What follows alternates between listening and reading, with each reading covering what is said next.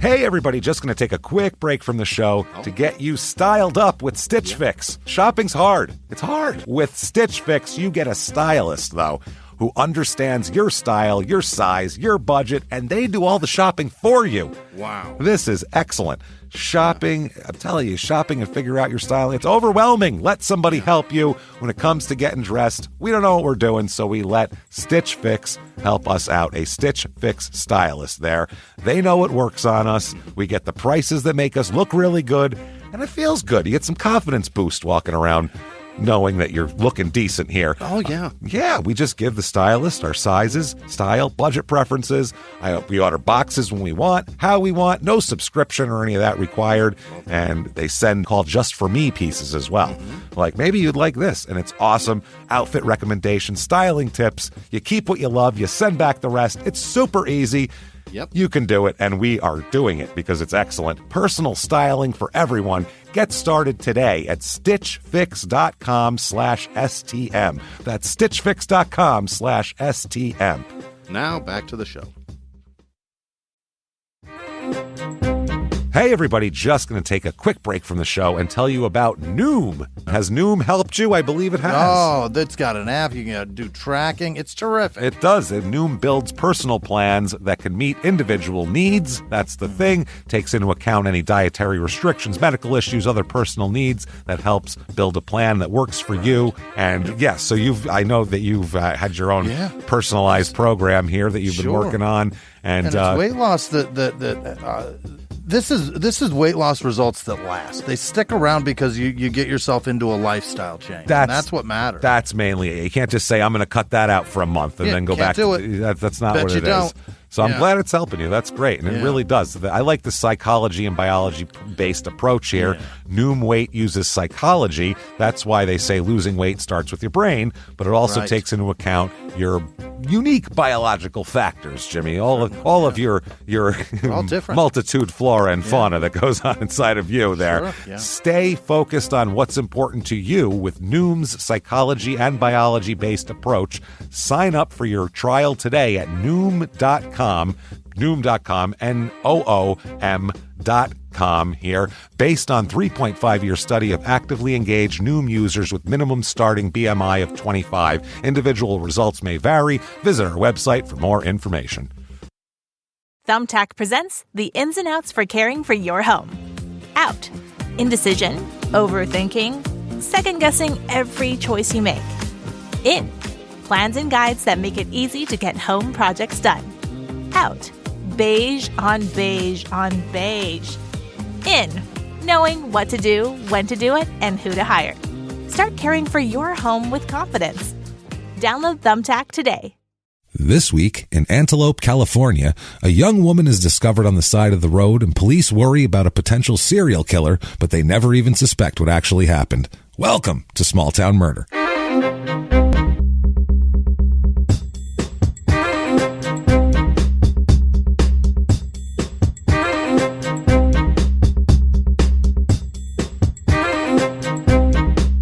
Hello, everybody, and welcome back to Small Town Murder. Yay! Oh, yay, indeed, Jimmy. Yay, indeed. My name is James Pietragallo. I'm here with my co-host. I am Jimmy Whisman. Thank you, folks, so much for joining us again and again. There you are. We're so excited for this week. We have... last week, I hope you listened to, because it was bonkers. So fun. If you haven't, go back and listen to someone trying to start their own religion, and that'll just tell you the level of panhandlery we're dealing with here. But this week, no different. Crazy stuff. Very weird case this week. We'll check it out. It's a rare case. We'll put it that way, as you'll see. But very quickly, we're not going to spend too much time at the top of the show. Yeah. We're going to get right into it, like Redman said. Yeah. Drop it on the 1, fuck the 2, 3, Jimmy. Let's do this. You guys know what to do. If you haven't done it, rate and review. Give us 5 stars. The purple icon there, Apple Podcasts. ShutUpAndGiveMeMurder.com. Get your tickets to live shows. Listen to Crime and Sports every Tuesday. Listen to P.S. I Hate This Movie every Friday. Patreon, we do have to say, because Patreon, if you want to be a Patreon member, a producer who will gush about at the end of the show, we have a crazy Patreon episode for you this week. I'll just say the guy's nickname is the Soul Sucker. I'll just say that and leave it right there. It's insane. So bonus episode episode for $5 and above. Patreon.com/crime and sports is how you do that. Or you can make a one-time donation at PayPal using our email address, crimeandsports@gmail.com. Quick disclaimer. Yeah. It's a comedy show, everybody. Right. It's a comedy show. Stories are completely real. They happen. Terrible stories of tragic things that happen to people, and there will be jokes. Yeah. Yes, there will, goddammit. But here's what we do. We make jokes about all sorts of stuff that goes on around a crime. Sure. So there's always craziness that leads up to this kind of thing. Right. That's what we discuss. We try not to make fun of the victim or the victim's families. But why? Because we're assholes. Yes. But we're not scumbags. And now That's you have how it works right there. So if that sounds good to you, awesome. If not, take a hike. Goodbye. Have a good one. See you later. Go listen to Dateline or something and enjoy it. Thanks for trying us. Sorry it didn't work out. But for the rest of you who are sitting here waiting for a crazy story, well, I think it's time to give it to him, Jimmy. I think it's time to sit back and shout, shut up and give me murder. Let's do this, Jimmy. Great. Let's go on a trip. All right. We're in Utah last week. We need to get the hell out of Utah. Yeah. Just post-haste now. Utah is over. We're going to California. It's close. It's close. Yeah. We're not going to the California you're thinking of. If you say California, people are like, oh, palm trees. Beaches. Oh, the beach. No. We're going inland. Inland Empire. Oh, Central California. Hell yeah. North Central, baby. Oh, yeah. Militia country. Not really. Not here. If you go out further. But here, this is Antelope. It's North Central California. It's about 20 minutes outside, 20 minutes to the east of Sacramento. Okay. So it's out way there. up there. Yeah, it's up there, east of San Francisco. North of Redwoods and shit. Absolutely. Oh, it's way up This there, yeah. is flatlands and ugly. Oh, it's ugly. This is heading to Reno is what you're doing here. This is earning being in California. Sheriff's Department. Right. This is like living in Riverside, basically, except not that close to LA. North Riverside. Yeah, it's 2 hours and 15 minutes to Reno if you want to head over there, and about 2 hours to Burlingame, California. Been there. Which was our last episode in California, way back in episode 111. Wow. And that's right outside San Francisco, so it gives you an idea where that is. It's right on the edge of Sacramento and Placer counties is where it is, and that's where our story takes place, too. It's about 7 square miles. The motto here could be either way here. One is, smell that antelope. That smells good. Or you can just say, smell that Sacramento wafting over. No, in fact, Sacramento doesn't smell. It's nice, but it sounds like it smells. Right. You have sack in your name, which makes me think of nutsack, and then the end of your name is Amento, which sounds like pimento. So name of your town is Nutsack Pimento, California. That's not my fault. Or nutsack mints, Mentos, the fresh that's maker. True. My whole life, your nuts fresh up there. Hey, my nuts are fresh. My whole life, though, is Nutsack Pimento, California. That's all I could think of when I thought. So that's what you guys have there. Sorry. By the way, we'll be in Sacramento. We will. It doesn't matter. It's sold out, so we don't care if we offend you. Yeah. It's already sold out. Eat dick, Sacramento. Suck it. Suck it. Now, let's, quick history here of, won't get into too deep into the history because we have some reviews, some crazy shit like that. Keep it to the crazy stuff here. Late 1800s, basically, Antelope was the only settlement kind of in this center area here that was worth a shit outside of Sacramento and around there. In 1880, the population of the whole town was only about 400 people. That's low. It's pretty low here. It's a lot of railroad workers there. They would stay there temporarily, and then they ended up staying permanently. So it kind of slowly built as a town. Not too much business happening, just kind of a little sleepy town where people worked on the railroad and shit like that. It wasn't quite so sleepy on April 28th, 1973. At this point, Antelope had a post office, a general store, about a half dozen homes. They had a school, a bunch of shit like that. About 8 o'clock in the morning, a rail car loaded with aircraft bombs. Hell yeah. Fuck yes. What'd it do? They exploded. One bomb exploded, setting off a chain reaction of the entire munition supply of the northwestern United States, practically. I don't know what it was, but explosions just, I mean, can you imagine the explosions? That's awesome. I wish I'd have been able to see aircraft bombs going off on train cars. It's awesome, except for the people who got killed in the explosions. Did people die? Oh, absolutely. And explosions went out all through a fucking train yard. I feel like a jerk. People were blown to smithereens. They were blown to nothing. It was like, literally like, was Bob here today? Yeah. Shit, well, I Can't find him. That explains it. Okay. He was here. Damn it. I just Vaporized. that moment from Tropic Thunder where the guy lets off all the bombs and he's like pelvic thrusting. Yeah, it sounds like, fun. This doesn't realize that shouldn't happen. Unwitting train workers just being vaporized in a moment here. The whole train went? The train yard. Chain reactions of explosions. In the storage area. It was it was the Southern Pacific's Roseville yard, because Roseville is the town right next door. It's where a lot of our story takes place.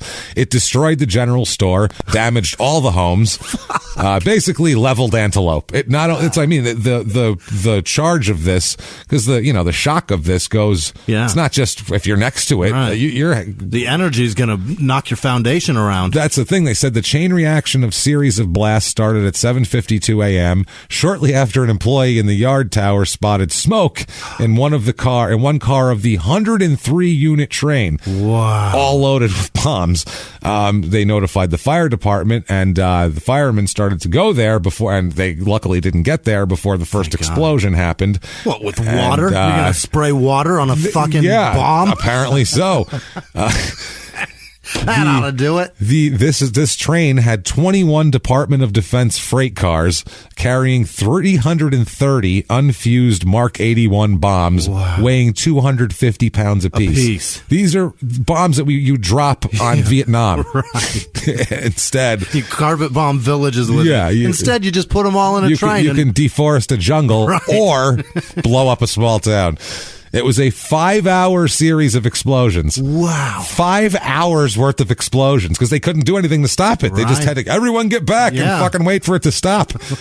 It's like in a movie when someone has like a car full of fireworks and someone flicks a cigarette butt and the wind takes it and it goes in and they all look at each other and they just fucking run away. Because what are you going to do? There's nothing you can do with that. Nothing you can do, but wait. Like, what was that, Dutch, I think? Yeah. They're just like, well, I guess we wait for it all to go out. Watch it happen. So, all of this, they said it sounded like giant firecrackers at first, and then not so much here. The blasts were heard as far as 40 miles away, and windows were blown out of buildings 5 miles from the scene. I believe it. That is crazy. 52 people were taken to the hospital for treatment, and they said it looked like a bombing raid had happened. Basically, it was destroyed. They closed the interstate that went by because we got messed up shit there. Wow. Basically, Antelope was gone, though, and it affected Roseville a lot, which was next door. So now what Antelope is now kind of began, they say, as like a planned community in the 1980s. Well, it's a fresh restart. That's what I mean. Just we'll bulldoze what we had there. Whoops. Pick up the sticks and let's just lay newfound work. Destroyed the school too. Luckily, it was on a Saturday, and so the kids weren't there. But it damaged the school. It fucking really hurt a bunch of kids, so that was good. Imagine. So they said they started building it mainly single family homes and apartments and things like that. So it's a planned community, this Antelope.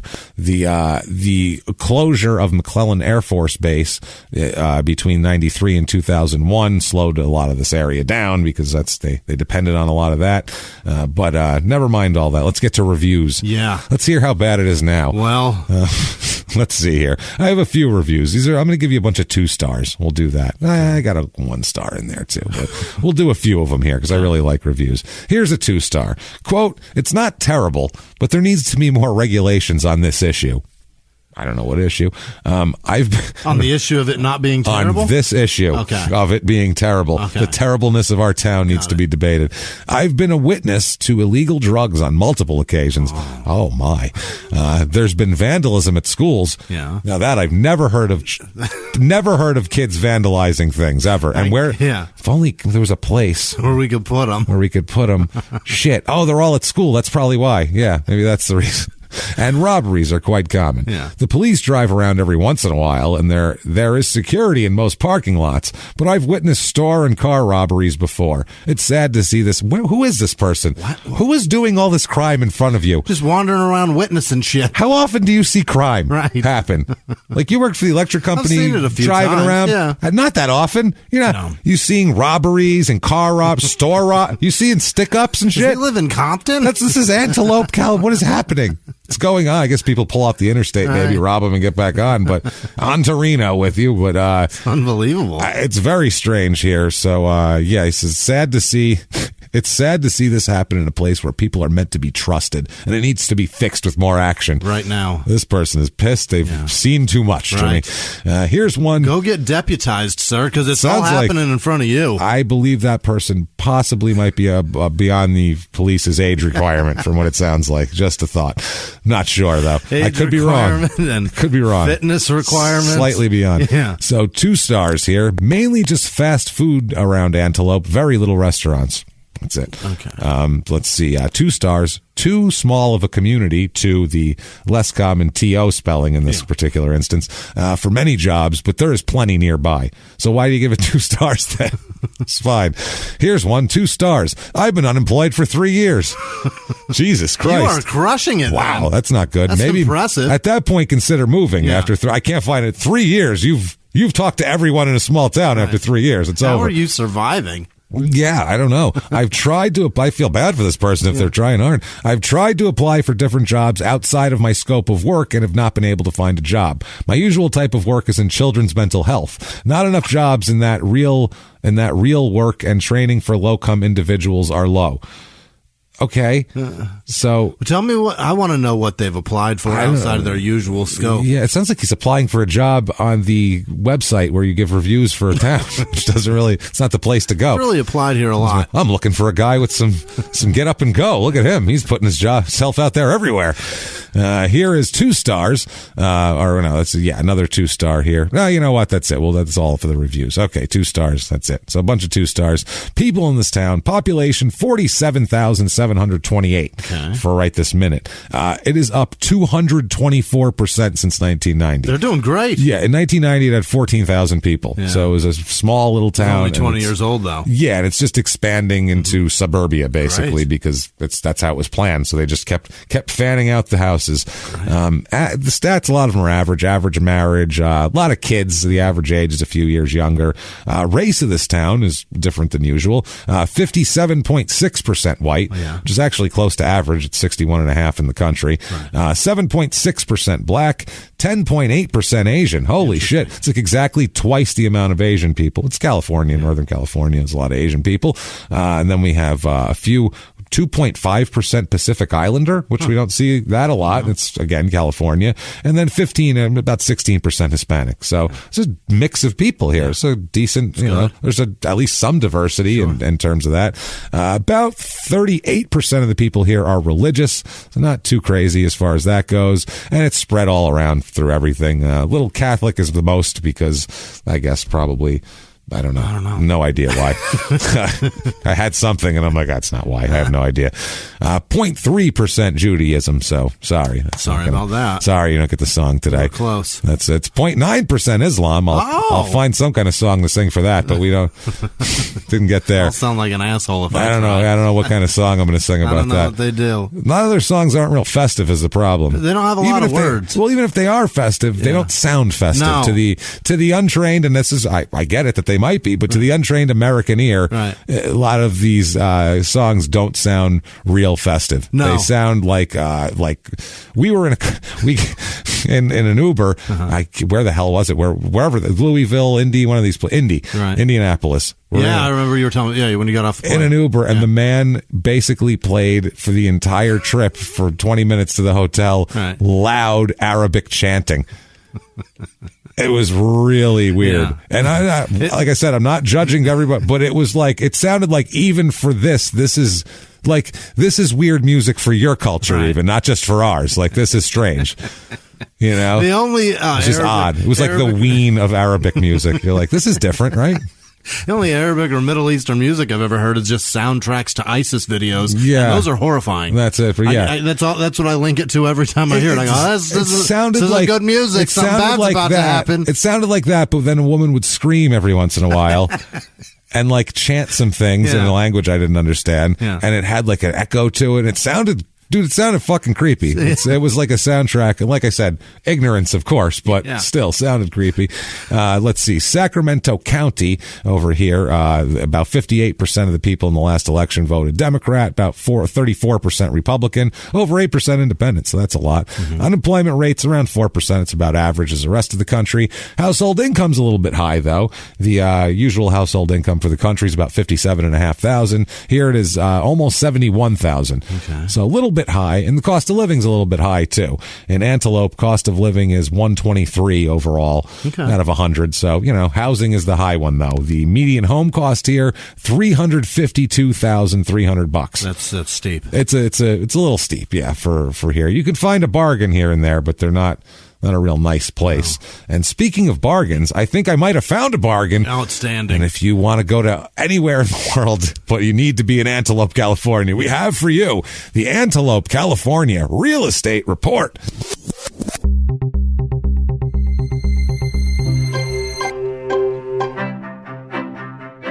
All right, your average 2-bedroom rental here is about $1,330 a month, which is pretty close. That's a lot, isn't it? It's a lot, but it's close to the national average. It's like $1,250 for the national average, so not bad. Found a 3-bedroom, 2-bath. It's in Citrus Heights, which is kind of in between here and Roseville. 1,448 square feet. Yeah. It's a little rough. It still needs some work here, but $159,000. Okay. So for a California place, if you're going to put some work into it, you can make it work. I found a 3-bedroom, 3-bath, 1,569 square foot house. A little bigger, but pretty much the same type of thing, but nicer, updated, and everything. That's $309,900. That's a lot. It's an extra $150,000 to have it hooked up. Then I found a 5-bedroom, 4-bath. If you want to stretch out, still not a T-bowl for all the bee-holes, but you're getting close. 4,856 square feet, so you can find somewhere else. Find somewhere else to piss in there. It's got a crazy, awesome pool, one of those negative edge, awesome. Oh, rad. It's dope. $1,250,000. Wow. So it better Where the fuck is that? It better have a nice pool. How far away is that? Is that in the town of Antelope? It's in Antelope. Yeah. Wow. It's on like the edge of Antelope. $1 million more. $1.25 million to live there. Good luck. You could live somewhere good. Yeah. So things to do in this town. Oh boy. Well, the only thing to do that I found that's worth doing is the Berry Fest Strawberry Festival. Berry? Berry Fest. Like Barry White Festival. No, it's not the Barry White Strawberry Festival. That would be awesome. Yeah. It's just I'm in. I just want fat guys with deep voices eating strawberries. This is a good strawberry right here. I'm Barry White. Baby, this is a good strawberry. It's all Barry White impersonators. Yeah. You know where I'd like to put this strawberry? Right here in my mouth. Right here in my mouth. That's right, baby. You dirty thinking bitch. So the Strawberry Festival here, there's different stages that have different bands and acts. Of course. And the names of the stages are also funny. So let's get into all of this. I wanted to leave time for this at the end here and give it its space. Really let those strawberries form a potpourri. Yeah, on the Strawberry Beer stage, which is I think this is the main stage. It's in the biggest letters on the website. And the acts here are obviously a little cut above the rest. First, you have an act singing classic oldies called Martin and Monroe. Okay. And if you can see a picture here. Is it just two dudes? It's a guy. No, it's a guy. It's a guy and his girl. Doesn't look like Dean Martin, but he's wearing a tuxedo and he's holding a glass of brown liquid. So I'm Dean Martin. And a blonde woman. Clearly trying very hard to look like Marilyn Monroe. Yeah, but it's not coming off. So that's Martin and Monroe. That's Martin and Monroe. Okay. Classic oldies at 10:30 in the morning. Okay. He's going to go out there with his tuxedo and his pretend scotch at 10:30 in the morning. Okay. Try to pass off that he's really drinking. And then the Out of Sights. All right. Out of Sights. Yeah. They sing 60s and 70s stuff. And they're all they look like they're like 22 years old, but they sing 60s and 70s songs. They come on at 1:30. Yeah. Give a little time after. You got to give Martin and Monroe a minute to let the stage cool off after them. It's going to be hot, Jimmy. Let the mic simmer cool down. Yeah. It's the stage. Ow, hot stage, hot mic. Hold on, I'm back off. Let's let the people get a drink and use the bathroom. Jesus. Next is the Illusions Band. Okay. And their logo has like the New Mexico flag thing on it. It's got that on it, and it looks like it's supposed to be like trippy, like it's in like 60s writing, band, like bubble writing, like it would be in like bright colors on the side of a van. Yeah, James, are they like going early music 60s? Are they doing every 10 years they bring a new tribute to that genre? They play Tejano, country, oldies, and more. All right, everything. Okay. They throw down. It's it's of the 70s, of everything. Oh, okay. Oldies and more, Jimmy. There's more. Yeah, and more. Jesus Christ. Right. Next, for a fortunate few. These are what looks to be 65-year-old men at least, all hanging out, which is fine. They play rockabilly, western swing, and Americana. I'll bet I'd like them. You probably like them. Then there's this asshole next. Peter Petty. Oh, boy. He's in a fucking red suit. Yeah. I want to show him to you, Jimmy. With his kicking his leg up in the air, holding the mic he looks like an asshole. It's all about Peter. Rockabilly and swing dance music Sunday at 1:30 p.m. Everybody, mark your fucking calendars. And he's on the beer stage. He's on the strawberry beer stage, the main stage. He looks like such a dick. And then finally, closing it out Sunday at 4:15 on this is going to be... They give that sumbitch 3 hours to get his set in? I feel like they have to let the stage cool down, Jimmy. I feel like you get like an hour and a half, and then they let it set for an hour and a half.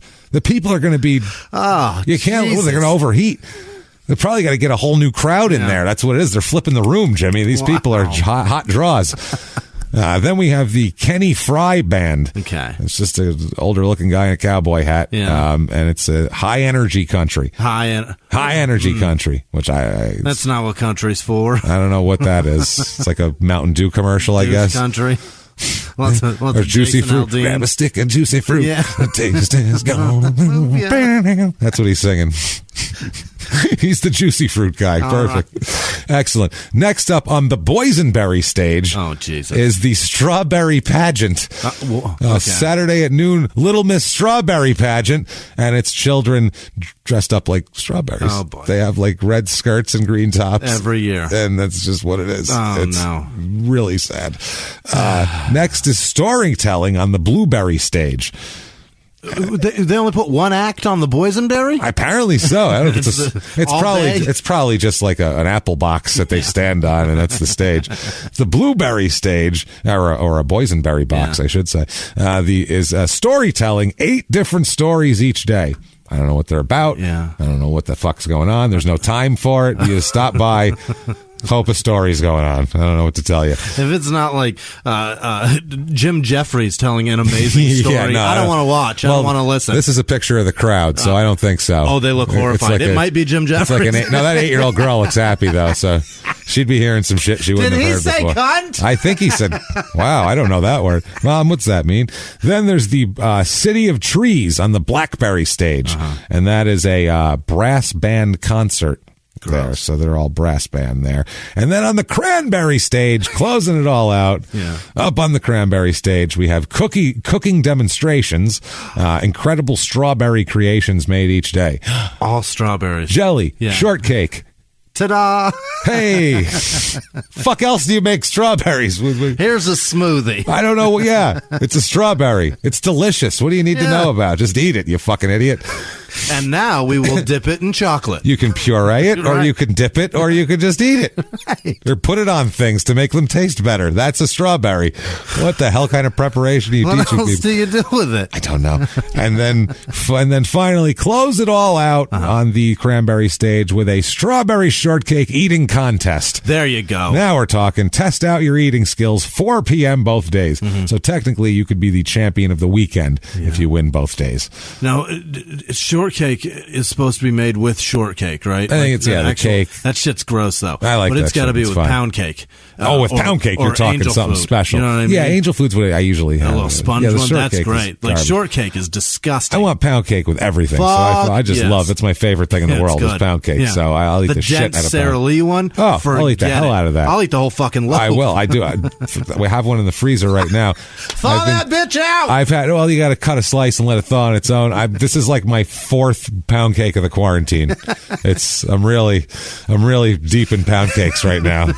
I'm heavy on it. Every time Sarah will go to the store to restock, she's just like, I got another pound cake for you. Fuck, I got to eat the whole thing now. Pound cakes and drumsticks. I love them. Oh, my God. Boy, oh, boy. I think shit for metabolism, or wouldn't be able to get up the stairs from the studio. Let's see here. Crime rate in this town, what we're interested in. Property crime is just about average with the rest of the country. So that person who's seen all those robberies and things, apparently, she's seen them all, I guess, or he, I don't know. Violent crime, murder, rape, robbery, and, of course, assault. The Mount Rushmore of crime is actually less than average. Really? A little bit under average, maybe 20% under average. That said, let's get into this murder. Great. Let's talk about this here. We have, like I said, this is a weird one, man. It's a weird case that we don't normally encounter, and you'll see why once we get into it. It's usually... There's most murders, like people are very scared of serial killers and they're like petrified of serial killers or stranger murders. Like I study tons of murders. Like I look at 30 murders for every case I pick. So like I've seen hundreds and hundreds and hundreds and hundreds of murders. Most of the time when strangers kill strangers, it happens, but most of the time it's in a robbery. It's a robbery situation or something like that. But very rarely is it, it's really a good story. It's rarely the robbery is this person came up and they killed this person and they left. So that's not really a good story. A lot of times it's two guys have a beef, or a guy kills his wife, or the wife kills her husband. That's the normal. If people have to know each other and shit like that. Right. But this particular combination doesn't happen often. We'll get into it here. This happens in the on March 8th, 2008. This is in the North Antelope area. This is right on the border next to Roseville, which is a town with about 140,000 people next to it. I mean, it's like right in the kind of the nebulous zone of nobody knows what it is or what county it is, because that's where the county line is too. So we'll kind of have both different jurisdictions show up and go, is it yours or mine? I don't know. Shit. Yeah. It's let's flip a coin. Rochambeau, motherfucker. Is there evidence? No. What's yours? You take it then. How many leads? You know what? You're good. You go ahead and take that, because I don't see nothing around this. There's no head and fingertips are missing and shit. You go ahead and take it. I don't know nothing. So how much jizz is on the body? It's all yours. A lot? That's gross. It's yours. Disgusting. So this is around 8 a.m.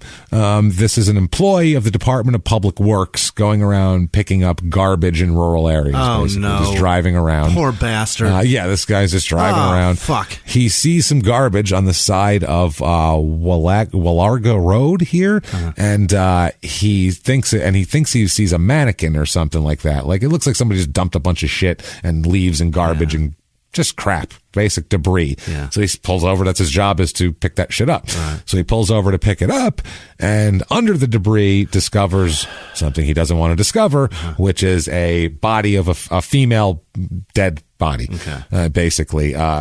Not a mannequin, a real person. A real person, absolutely. A real person, fully clothed. So that's some sort of clue here. They say that the circumstances are most certainly suspicious. It doesn't look like somebody was taking a jog and they dropped dead on the side of the road and some garbage fell on them. That doesn't seem likely, probably.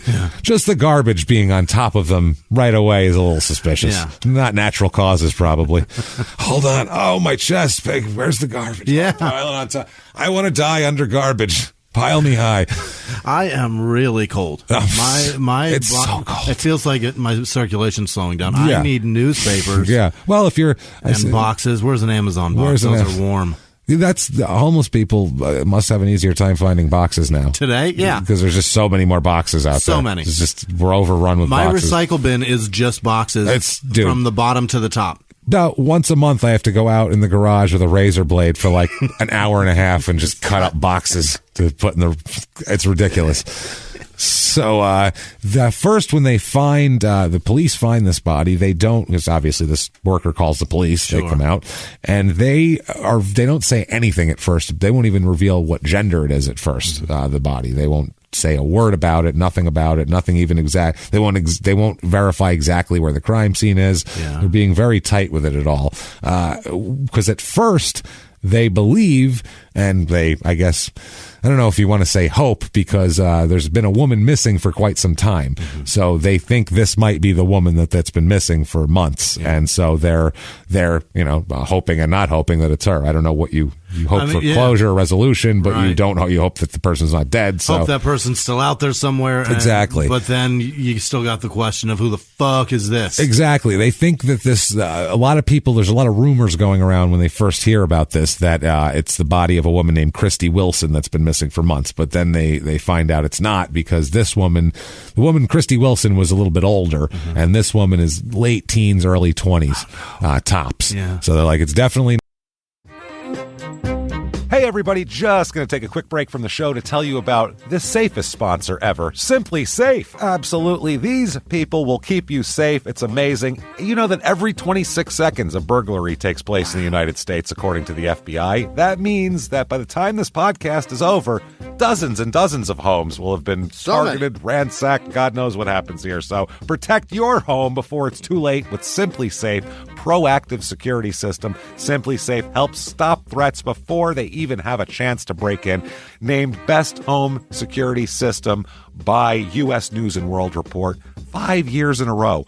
And by us for about the last 8 years as well. If you trust us, believe me, you want Simply Safe. So visit simplysafe.com/small to claim 50% off a new system with professional monitoring plan and your first month free. That's simplysafe.com/small. There's no safe like Simply Safe.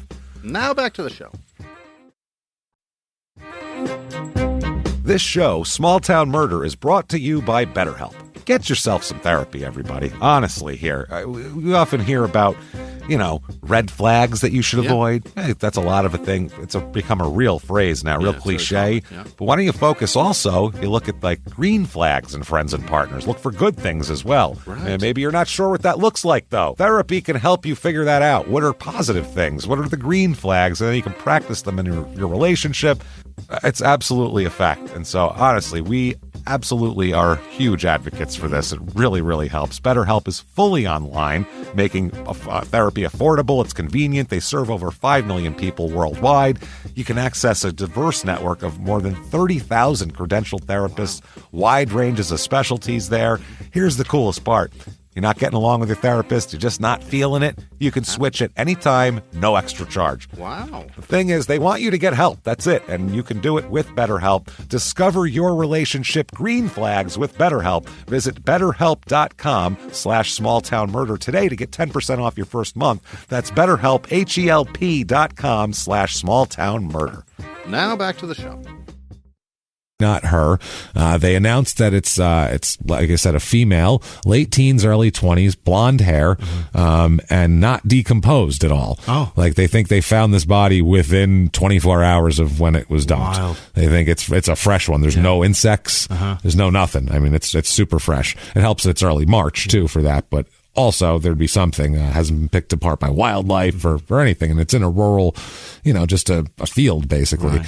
So it's interesting here. So they said, maybe it would be a day and a half tops the body could have been out there. They said not a lot, and also they feel that this person appears to have been killed where the body was found or very close to where the body was found. Right. So they have some clues to go on, and more clues come up here. But there's no, like I said, no insect activity. They also find on it that there is ammonia all over the body. Mm-hmm. This person has ammonia all over. Clothes are soaked in ammonia. Really? Ammonia all over the skin. Face covered in ammonia. Wow. Ammonia. So they're like, that's odd. Obviously, there. They find an ammonia bottle nearby. Okay. So they're like, okay, that tests positive for blood. So they're like, okay, these are connected. Yeah. Something. It's coming together. At the scene, they also find white trash stick plastic bags. Jimmy, that's what they find. Those are very useful in a murder. Oh, fuck my stupid tongue. So, Jesus Christ. God damn it. And I say that, which sounds even worse. It does. You know what? I give up! Okay? That is the dirtiest sentence you've ever said. I need to get out of the house, Jimmy.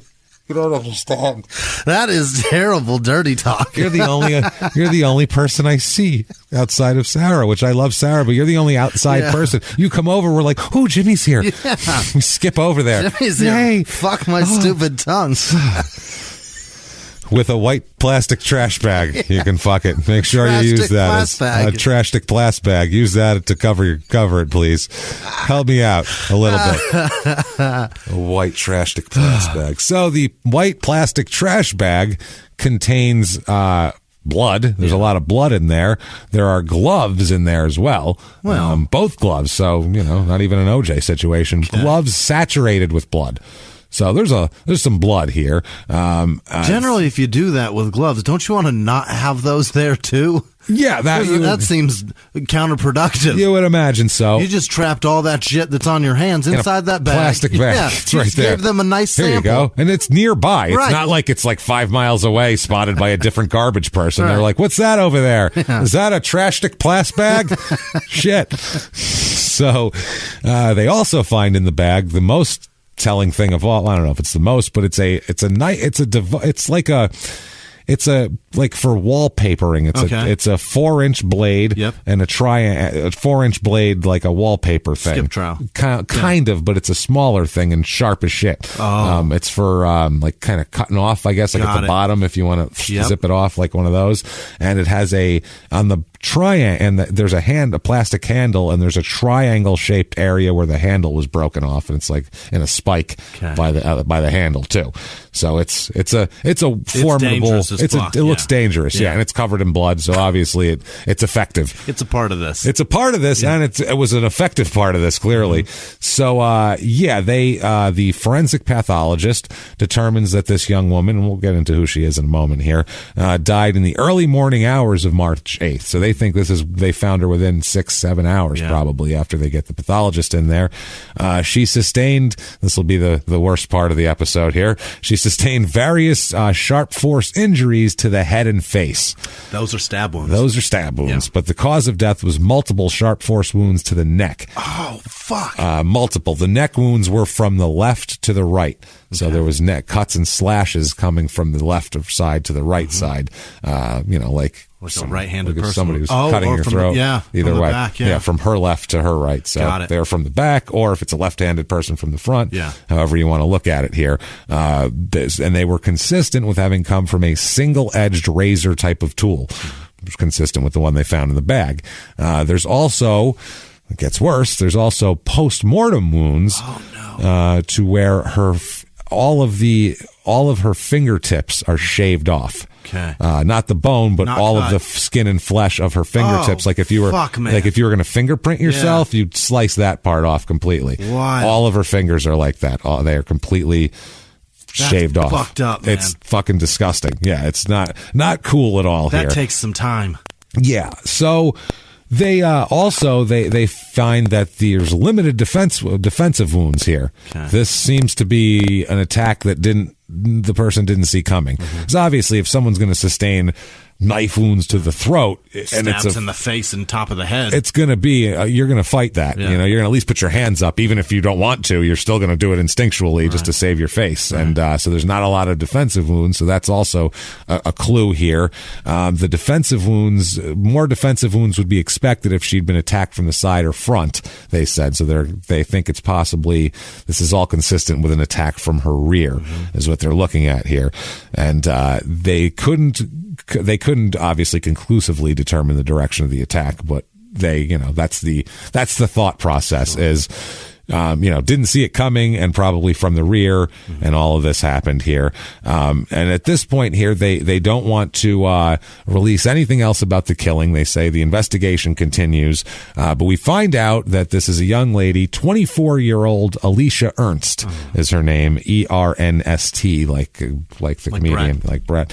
Yeah. She lives in Citrus Heights, which is nearby one of the houses that we talked about. The real estate report was from in Citrus Heights.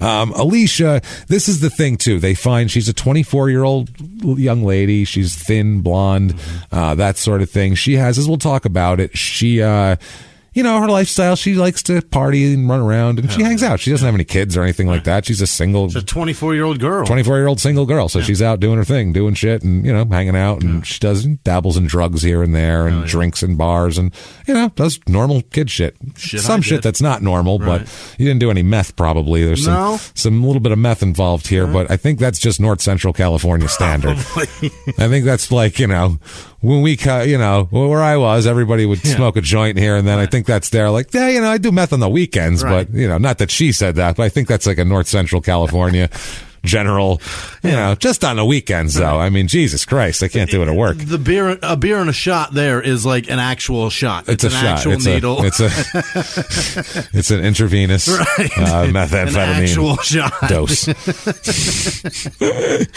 So, they find out this Alicia Ernst, she's born in May 26, 1983. She's from Carmichael, California. She's grown up, had a pretty normal life. She's very outgoing, really bubbly, very friendly. Everybody likes her. So this right away, obviously, if you find a young woman with her fingertips sheared off, dumped on the side of a road somewhere dead, your number one thought is she probably didn't have, like, she's probably not have like a mafia crew that's beefing with another mafia crew. You could probably rule shit like that out. Number one thing you're thinking is, who's her boyfriend? A, and if not that, where was she, and did somebody take her and do this to her and dump her on the side of the road? They are honestly, because there was a few cases in the area of finding bodies and it was all kind of loose, so they were thinking for a second, they said, do we have a serial killer? Is that what's going on here? Oh, no. That's honestly what they thought. They're like, young woman, side of the road, fingertips shaved off. This is someone who has, maybe tried to, stepped up their game. There was a lot of thought behind this, for sure. Thought behind it, and maybe they were thinking it's possibly someone who, this is their escalation of something else. This might have been like a first killing for them, because it was a kind of a sloppy attack all over her. Also, if it's an easy identification, I'm probably tied to this person. Exactly. That's the other thing, too. That's why that was the thing they thought about the fingerprints is, but then why would you leave a face? Right, a whole mouth of teeth. A whole head right there. Not even it's a head. You can just look at her and go, oh, yeah, that's Alicia. Like, if you put her just a picture in the paper, someone's going to know her. Like, so that's a bad strategy. So that's why they thought maybe it's somebody's sloppy first attempt or second attempt, some a new up and coming serial killer. Starting to get good at this. Making his way up the charts. Yeah, making his way in the world today. Takes everything you got. So they think that, and also they think who's her boyfriend, because obviously the fingerprints coming out of the fingers, maybe that's an acquaintance's clumsy way of distancing themselves from her here. Now, they look into her background a little bit. She's a nurse's aide. She's been a nurse's aide for 2 years at Sienna Care in Auburn. That's a tough fucking job. It's a really tough job. Nurse's aide is... CNA's just wiping ass all day, man. You're doing the shit job, literally. You're cleaning up gross objects and tough, man. Doing the hardest part of nursing. It's a really tough... Those people keep the healthcare industry working. They really do. I mean, without that, there would literally be a shit slog that would not be broken. It would just a wall of shit that wouldn't be. And those people just breached. get shit on all day. Oh yeah, not by like professionals, like high paid people. Oh, and their patients too are not nice to those people a lot of times too. And the doctor will come in. Oh, hello, doctor, and they're nice to them, but they're like, who the fuck are you? I want a doctor. Exactly. Right. Yeah, or the old people too. You get, because a lot of them are foreign too. So you get old people get mad at them for. My grandmother did not being able to speak. Yeah, my grandmother would get mad at people for that. She got mad. I don't like this one. She's from some country that she doesn't like, and I'm like, who fucking cares? What do you care? She's on your on your team now. Yeah, who gives a shit? Jesus Christ. I don't care. Shut up and get better. The fuck is wrong with you? So she did this for 2 years. She was planning on being a nurse. She was planning on going to school and having a career in nursing. She by the way, did all of this, was a nurse's aide in a hospice center. Oh, this Jesus. is a hospice center. An angel. Yeah, she literally dealt with people at their last, most horrible time. Yeah. Anybody who works in those places, I can't be in there, man. Wow. To go in there for 5 minutes is insanely depressing. I don't know how you people can do it, and it's amazing. Hats off to you, because it's necessary, and you people are doing hero work out there doing that shit. That's insane. 2 jobs I don't know how people do are that and prison guard. Yeah. I have respect. I mean, prison guard, someone's got to keep him in there, but I have a little less respect for someone who...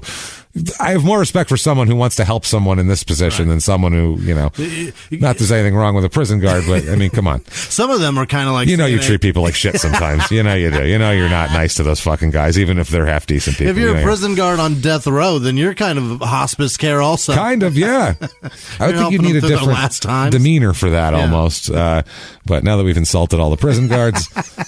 Well, I mean, we said not as heroic as hospice care workers. You're not angels. I think objectively, no one's going to argue with that.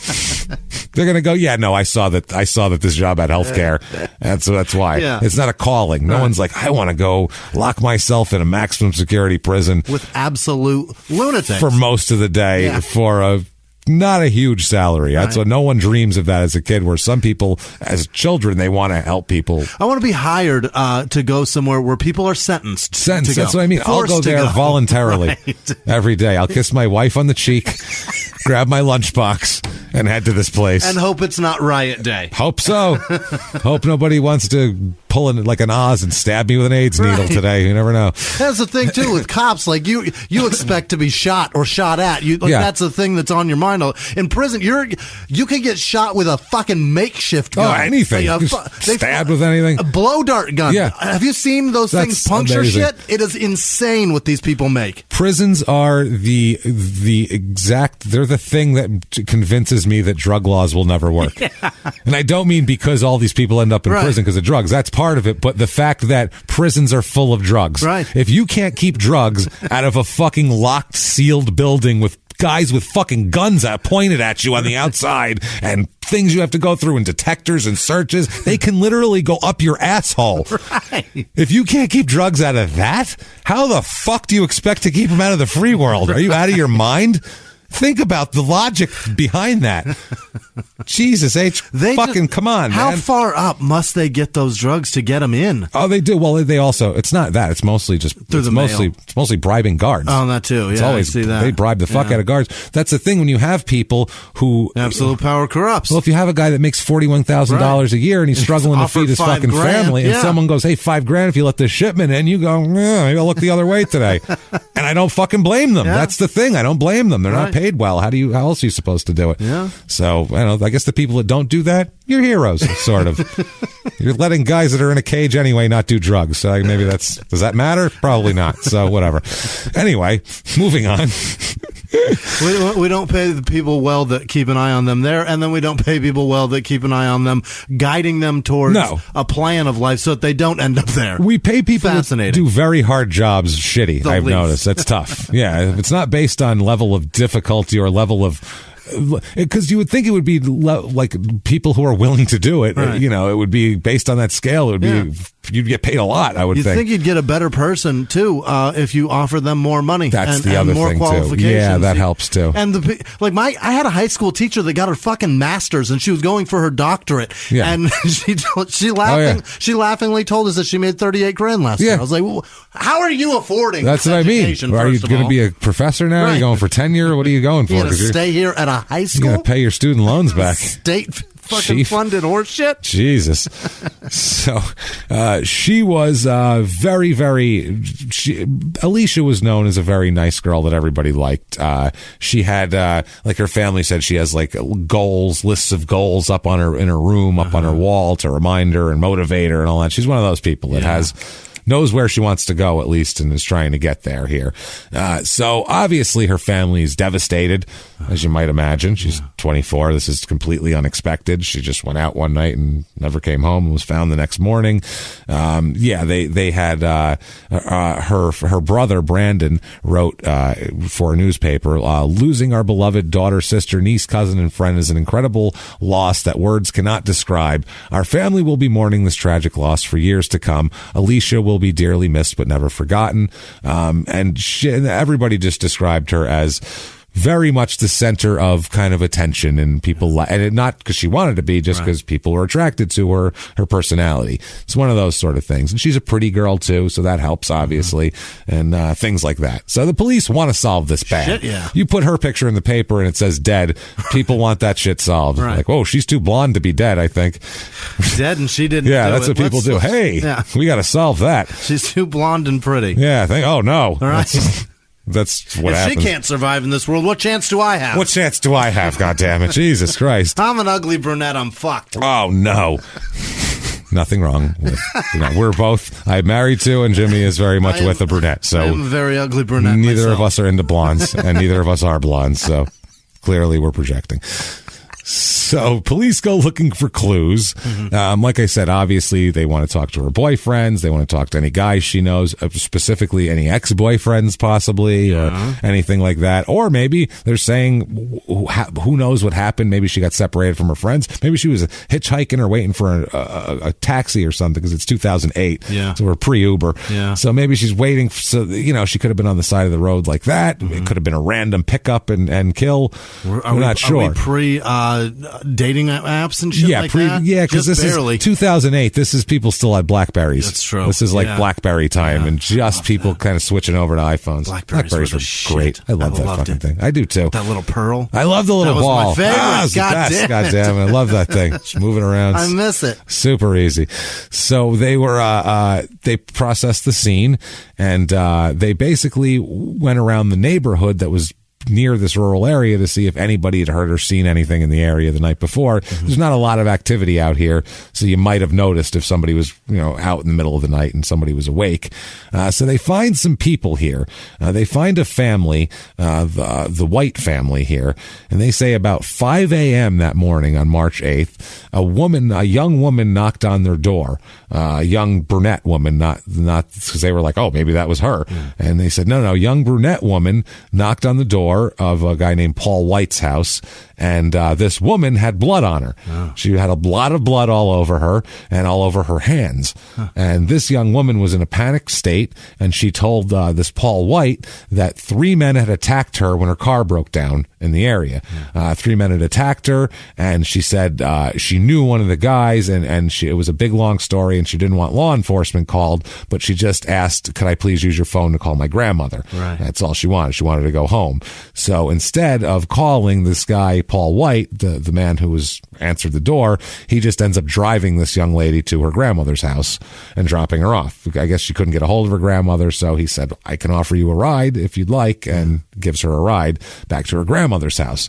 So this is obviously somebody they would like to talk to. Where's grandma's house? In the area, covered in blood, right around the time this woman would have been killed, is probably person of interest at the very least. Paul is a very nice man to where he's like, sure, 5 a.m. How about, is that your blood? Yeah. If it is, I'm not taking you I'm taking you to the hospital. Right. Yeah, no, she said she didn't want anything involved because this was a very complicated situation, and she didn't want, these were dangerous people, basically, and she doesn't want to be tied up, and she just wanted to get home, and she doesn't want any law enforcement involved because that could be dangerous for her. It could be dangerous for you, Paul White, that I'm talking to.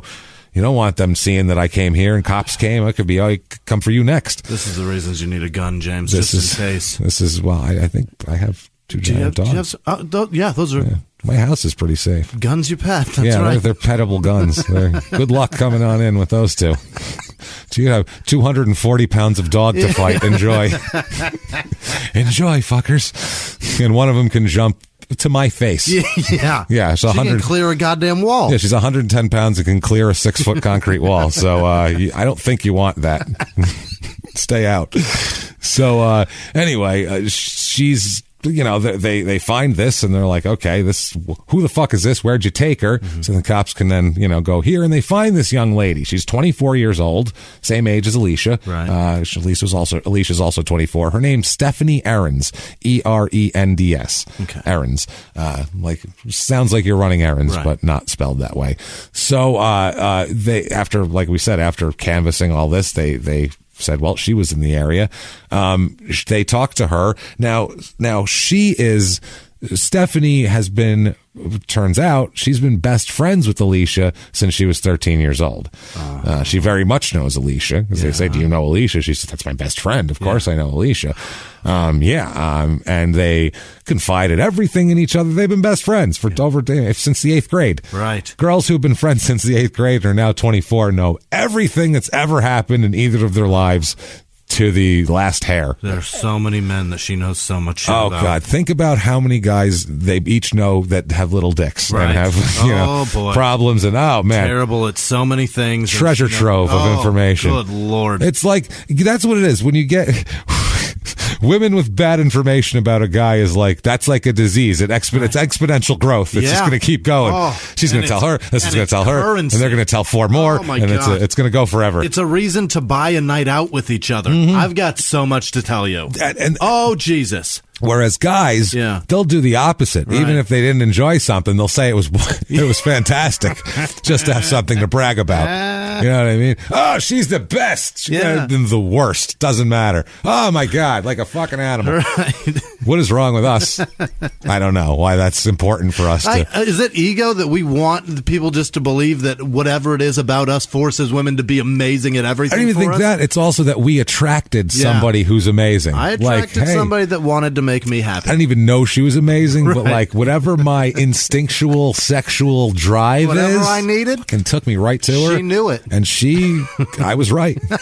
I'm taking all the credit for this, basically, is what it is. What I'm telling you is that my hips told her what I needed. Yeah. And she gave it to me. I don't know if it's just the animal desire that they have for me personally, and they're so attracted to me that they get this special thing, special lust in their eyes, or if it's that I'm so amazing that I bring them up to my level. Right. You know what I'm saying? Like if you put a good teammate with Michael Jordan, he's going to make him better.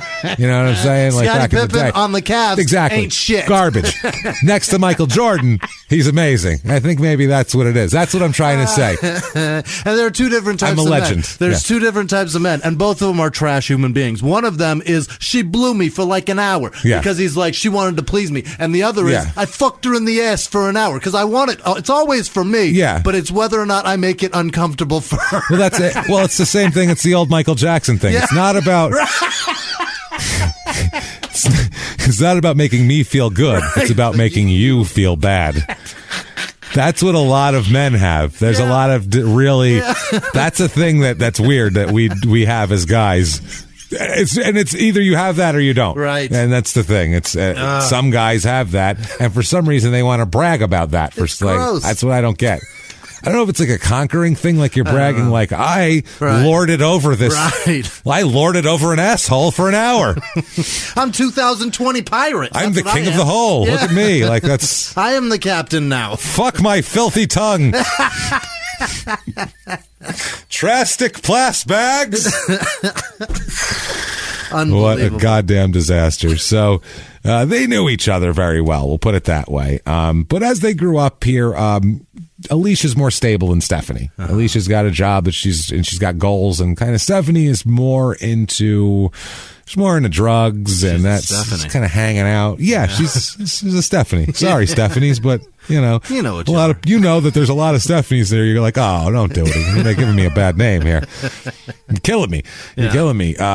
Stephanie doesn't have a whole lot going on for her. They both grew up in Roseville next door here, and both Roseville grew a lot since they were growing up too. You think about it, this area exploded in growth in the last 20 years. Right. So I mean, when they were kids, they were watching it change and change and change, but generally it still had a small town feel to it.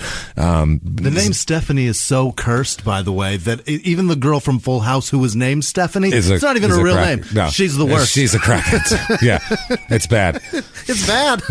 Maybe it was just that she had to spend time with Dave Coulier that made her a terrible person. That might have been the problem, I think, because he's a terrible person. Or maybe those Olsen twins sold her the shit. Yeah, that's it right there. They're bad girls too. I don't think they do drugs though. They're just rich. I'm told that they. Well, I'm sure they might, but they. You don't know what they do in their private life. They don't get arrested, and they make hundreds of millions of dollars. Yeah. So I don't know what they're up to, but they're doing it quietly and well. Heath Ledger knew. Yeah, I don't know. That's obvious. Yeah, that's a problem. He was very familiar. He's yeah. Had to be a wake up call. Ooh, maybe not that. Oh, these are bad bitches. Whatever he did, maybe I shouldn't do. So, yeah, Stephanie is just hanging out with various boyfriend to boyfriend, just kind of no rudderless. She's got a rudderless life here. That's okay. She's got a sailboat with no wind blowing. Yeah. She's just fucking sitting there. So, yeah, she is 24, but she gets a little too much into drugs, though, too. She gets a little heavy into the meth once in a while and stuff like that. So, not the most ideal situation for your 24-year-old if you have one. So, she's not a lot going on. Recently, in 2008, a few months before, she had her boyfriend break up with her. Oh, no. Boyfriend of a few months. I think it was a semi-serious relationship. Broke up with her, and she was not happy about it. He told her she needed some space. She just wanted to have like some fun and hang out and do shit like that. And, whatever. You do meth. And you're not a lot of fun, right. Basically. And so she was like, okay. So for the last few months, she's really been confiding in Alicia of all of her problems and telling her about, the boyfriend and that sort of thing. See, Stephanie feels terrible about herself, and she complains about her weight a lot. Stephanie's a little bit overweight. Alicia's very thin. Oh, so, boy. Yeah, this is Stephanie definitely has like, a little bit of envy. A little bit jealous. Of that. Yeah, she's personality wise too. Stephanie she's kind of sullen. Yeah. People say she's not that, she's not that friendly. She's not that outgoing. She's not bubbly. If they're together, one of them's going to be happy and the other one nobody wants to talk to. Well, that's the way the friendships work. Kind of. Yeah. You a lot your of them. opposite, and that's your best relationships. Usually. Yeah. Yeah. No, but she's a little bit more than. She's not like grumpy in a fun way. You know what I mean? No. Like I'm fun grumpy, where I get grumpy about shit and I say things, but I say them in a funny way to, whatever, to make them palatable. Yeah. Whatever. She just goes, fuck it, She's just die. like, this sucks, Whereas I'm going to tell you exactly why it sucks and it'll be amusing. It's a little more fun. So, and people, for some reason, want to talk to me. I just don't want to talk back. Nobody really wants to talk to Stephanie. Okay. So it's one of those things. She kind of just turns to Alicia and confides everything in her. And she didn't have a lot of friends outside of Alicia since high school. She's just she doesn't work consistently, so she doesn't get like a, kind of an adult group of friends maybe that you make it in or around work. Doesn't quite have that. She's just hanging on to her middle school friend, not even high school. So, people knew them always to be together here. So she was mainly just drinking and doing drugs and shit like that. She went to school for a little while, Stephanie, just a little stint, community college type of thing. Jobs that never added up to things. A waitress over here, works at a store over here. Your typical, just trying to figure it out. Stephanie used to visit sometimes Alicia's, where Alicia would work, and visit her and see what she's up to and hang out. This lady's cleaning fucking bedpans. Right. And her friend's showing up. What you up to? Ugh. I don't know, working. Right. Doing gross shit that no one else wants to do. Stuff like that. It's 10 a.m. I've made $40. Yeah. That's what I'm doing. That's what I'm doing. How's that feel? Yeah. She's like, $40. That'll buy. That sounds great. You get some meth with that. Do you have the $40? I've been here since 4 a.m. Can I borrow it? I've been here since yesterday. So, but they would, like, after work, they'd go to like the bar together and have some drinks, and they'd go to a friend's house where they could, booze it up or, smoke some weed, do some meth, shit like that. Because Alicia wasn't a stranger to that shit either. A lot of people are. Drugs are a tough thing, and it's very prevalent. It's very prevalent, man. The thing about them, James, is that they work. That's the thing. That's what they always say. Right. It's a George Carlin. Why people do drugs? Because they work. Right. That's why. They certainly do. If you're tired and you do coke, you will not be tired anymore. I assure you of it.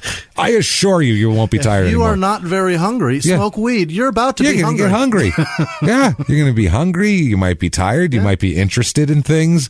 Depends on what kind of weed you're smoking, but there's a lot of results. It always does something, though. That's an effect that you want. You're going to find it. If you're feeling a little too up and at 'em, do some heroin. You'll be way more relaxed, I promise. You're going to calm down. You're calm right down with that shit. So, yeah. So she, they would do that sort of thing.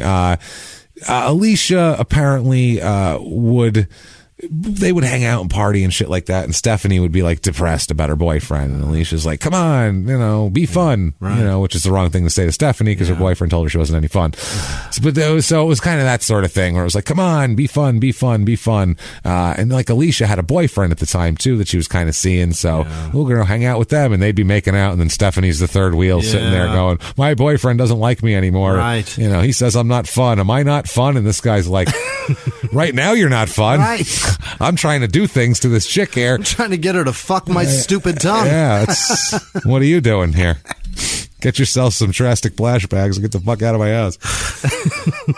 So there is nothing worse than anybody, male or female, being told and broken up with that they're no fun, and then going to try to be that. Do you know what I mean? Yeah, because then they're just that person is the worst person. They're going to be a disaster. I can be fun. I'm fun. No, just be yourself. Be yourself. Yeah. That doesn't mean you have to be insane. Right. Insane and fun are different. You're going to get either someone else or yourself very hurt or very arrested. That's if you find yourself in situations that you normally wouldn't find yourself in that are dangerous or potentially illegal, that might not be the fun you're looking for. That's what I'm saying. That's might not be exactly what you want. And that's not what your ex meant. I don't think so. No.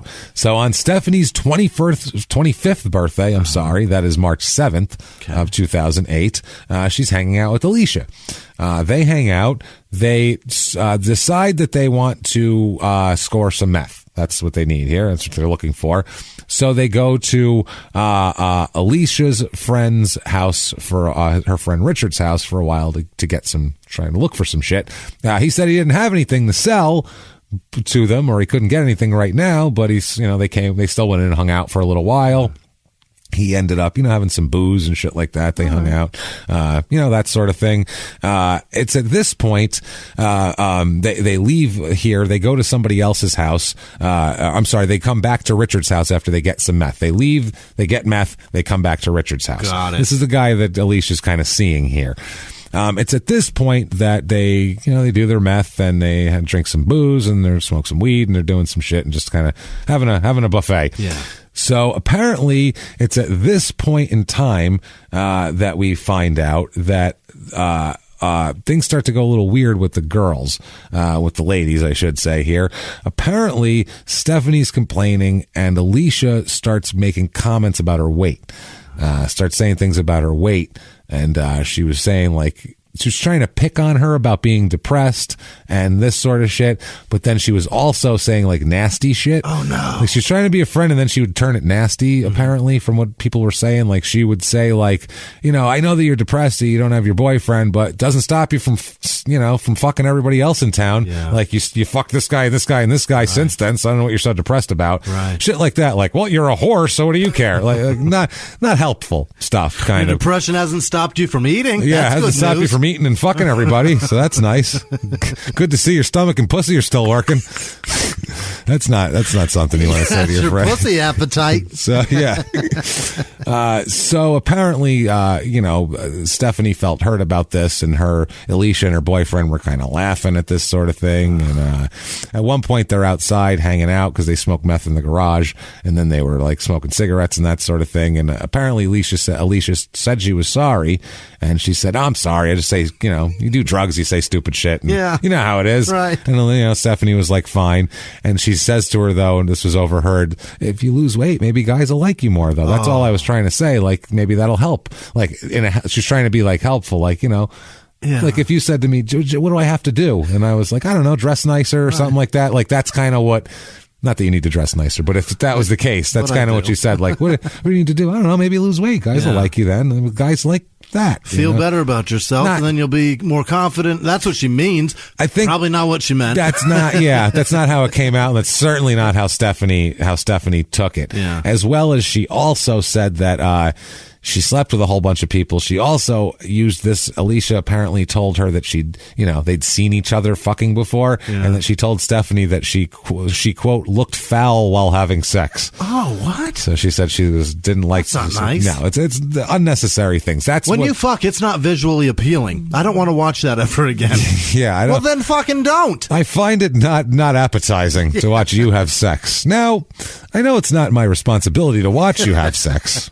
But I'm gonna. In the times that I have, it's been very consistent. I'm gonna, though, yeah. So.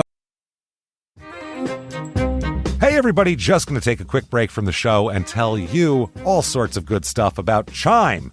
That's what I'm talking about. There's so many extra fees you have to pay in life. Everything. You go to the airline, there's an extra ticket on that. There's extra fee on every fees and fees, hotels, fees, all this type of stuff. We're trying to make progress, and the next thing you know, here comes another fee coming at you, and it's more money than you expected, and your whole math is thrown off, and it's awful. Learn more at chime.com/smalltownmurder. Chime is great with that stuff. I mean, you can't beat if your things are a little tight, especially around the holidays or after the holidays. Yeah. You need that money a couple days early, or you go grocery shopping. You got a car payment due. There's so many things that don't cross over exactly how you want them to cross over. Make progress toward a better financial future with Chime. Open your account in 2 minutes at chime.com/smalltownmurder. That's chime.com/smalltownmurder. Feels like progress. Banking services and debit cards provided by Bancorp Bank N.A. or Stride Bank N.A., members FDIC. Spot me eligibility requirements and overdraft limits apply. Boosts are available to eligible Chime members enrolled in Spot Me and are subject to monthly limits. Timing depends on submission of payment file. Fees apply at out-of-network ATMs. And now back to the show. Hey, everybody, just going to take a quick break from the show to tell you about a healthy, delicious item, Hero Bread. And we're both trying to get healthier this new year. Jimmy had a eye-opening doctor's appointment and things like that. So we're trying to get healthier, and I'm telling you right now, this Hero Bread is a good step in this direction. It's delicious, and it is really good for you, and it's really excellent. They have the sliced bread is good, the bagels, the tortillas. I know you've been they're terrific. Ranting about the tortillas. They're so good. With Hero Bread, you can focus on your health goals and still indulge in the soft, fluffy experience you love, but guilt-free. I really love the little Hawaiian rolls, too. Yeah. They're so good. They're so good. The Hawaiian rolls, they're legit. They're fluffy. They're exactly how you want them to be. You'd never know it's low-carb and high-fiber bread from the texture. You get the soft, fluffy experience you know and love with your savory breakfast sandwich, late-night grilled cheese, Taco Tuesday. Do it. No compromises, just flavor, ultra-low net carbs, 0 grams of sugar, high in fiber. It's fantastic. Hero Bread is offering 10% off your order. Go to hero.co and use the code SmallTownMurder at checkout. That's SmallTownMurder at HERO.co. And now back to the show. Hey, everybody, just going to take a quick break from the show to tell you a little bit about Sono Bello. You know, the most known secret with celebrities and influencers and all these famous people is so many of them have had lipo. They've had lipo, whether it's a little touch-up here or a total makeover. Yeah. Nobody has a perfect body. That's the thing. No. They may look like it on TV, but there's things that help that. Absolutely. Lipo now has changed, and Sono Bello's been at the forefront with using LAL technology and getting those beautiful and natural outcomes for each person. Looking real natural. Our friends at Sono Bello are offering their best deal. You're now included in their winter savings event, but appointments are limited, so please get on this. Sono Bello doctors are masters in micro-laser fat removal, a brilliant technique that removes stubborn fat permanently wherever your problem areas are. Tummy, love handles, thighs, arms, it's gone in one comfortable visit. Eating healthy and workouts are great. Keep doing that, but if you want to lose that stubborn fat in one visit, check out Sono Bello. Save big during their winter savings event. Schedule your free consultation now at sonobello.com/smalltownmurder. That's SONOBELLO.com/smalltownmurder. Now back to the show. So a couple days go by as the police try to gather evidence and interview people, because that's over the course of a day and a half. They canvassed a whole neighborhood. It didn't, they didn't get the Paul White guy to tell them what they needed right away.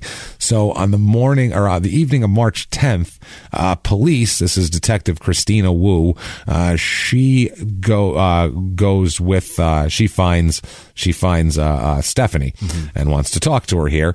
She went with, Stephanie said she went with with Alicia to a bar on March 7th, which was her birthday. She said that Alicia didn't want to leave the bar, so Stephanie said, I just left and went to other bars by myself. She said she went home for a while and then ended up going to a friend's house. Stephanie said she left about 3 a.m. and she said she was run off the road at 4 o'clock in the morning. And that's why she was run off the road. Guys attacked her. She went to Paul White's house. He drove her to her grandmother's. That's the story here. She said and this is confirmed by neighbors, she had knocked on about 5 houses' doors before she could get somebody to answer. Because it's 5 a.m. Frantic knocking at the door is like, is that our kid or something? No, fuck them. I don't know. That bitch is covered in blood. I'm not answering shit. Yeah, if it's 5 a.m., it's too early for strangers covered in blood. You know what I'm saying? Wait till the sun comes up. It's like 2:30, 3 o'clock in the afternoon. I can handle a stranger covered in blood at that point. But 5 a.m., I am way too stoned to deal with that. I can't handle it. It's going to be really difficult for me to go, whoa, Jesus, this is, no, too heavy. Fuck happened to you? Can't do it here.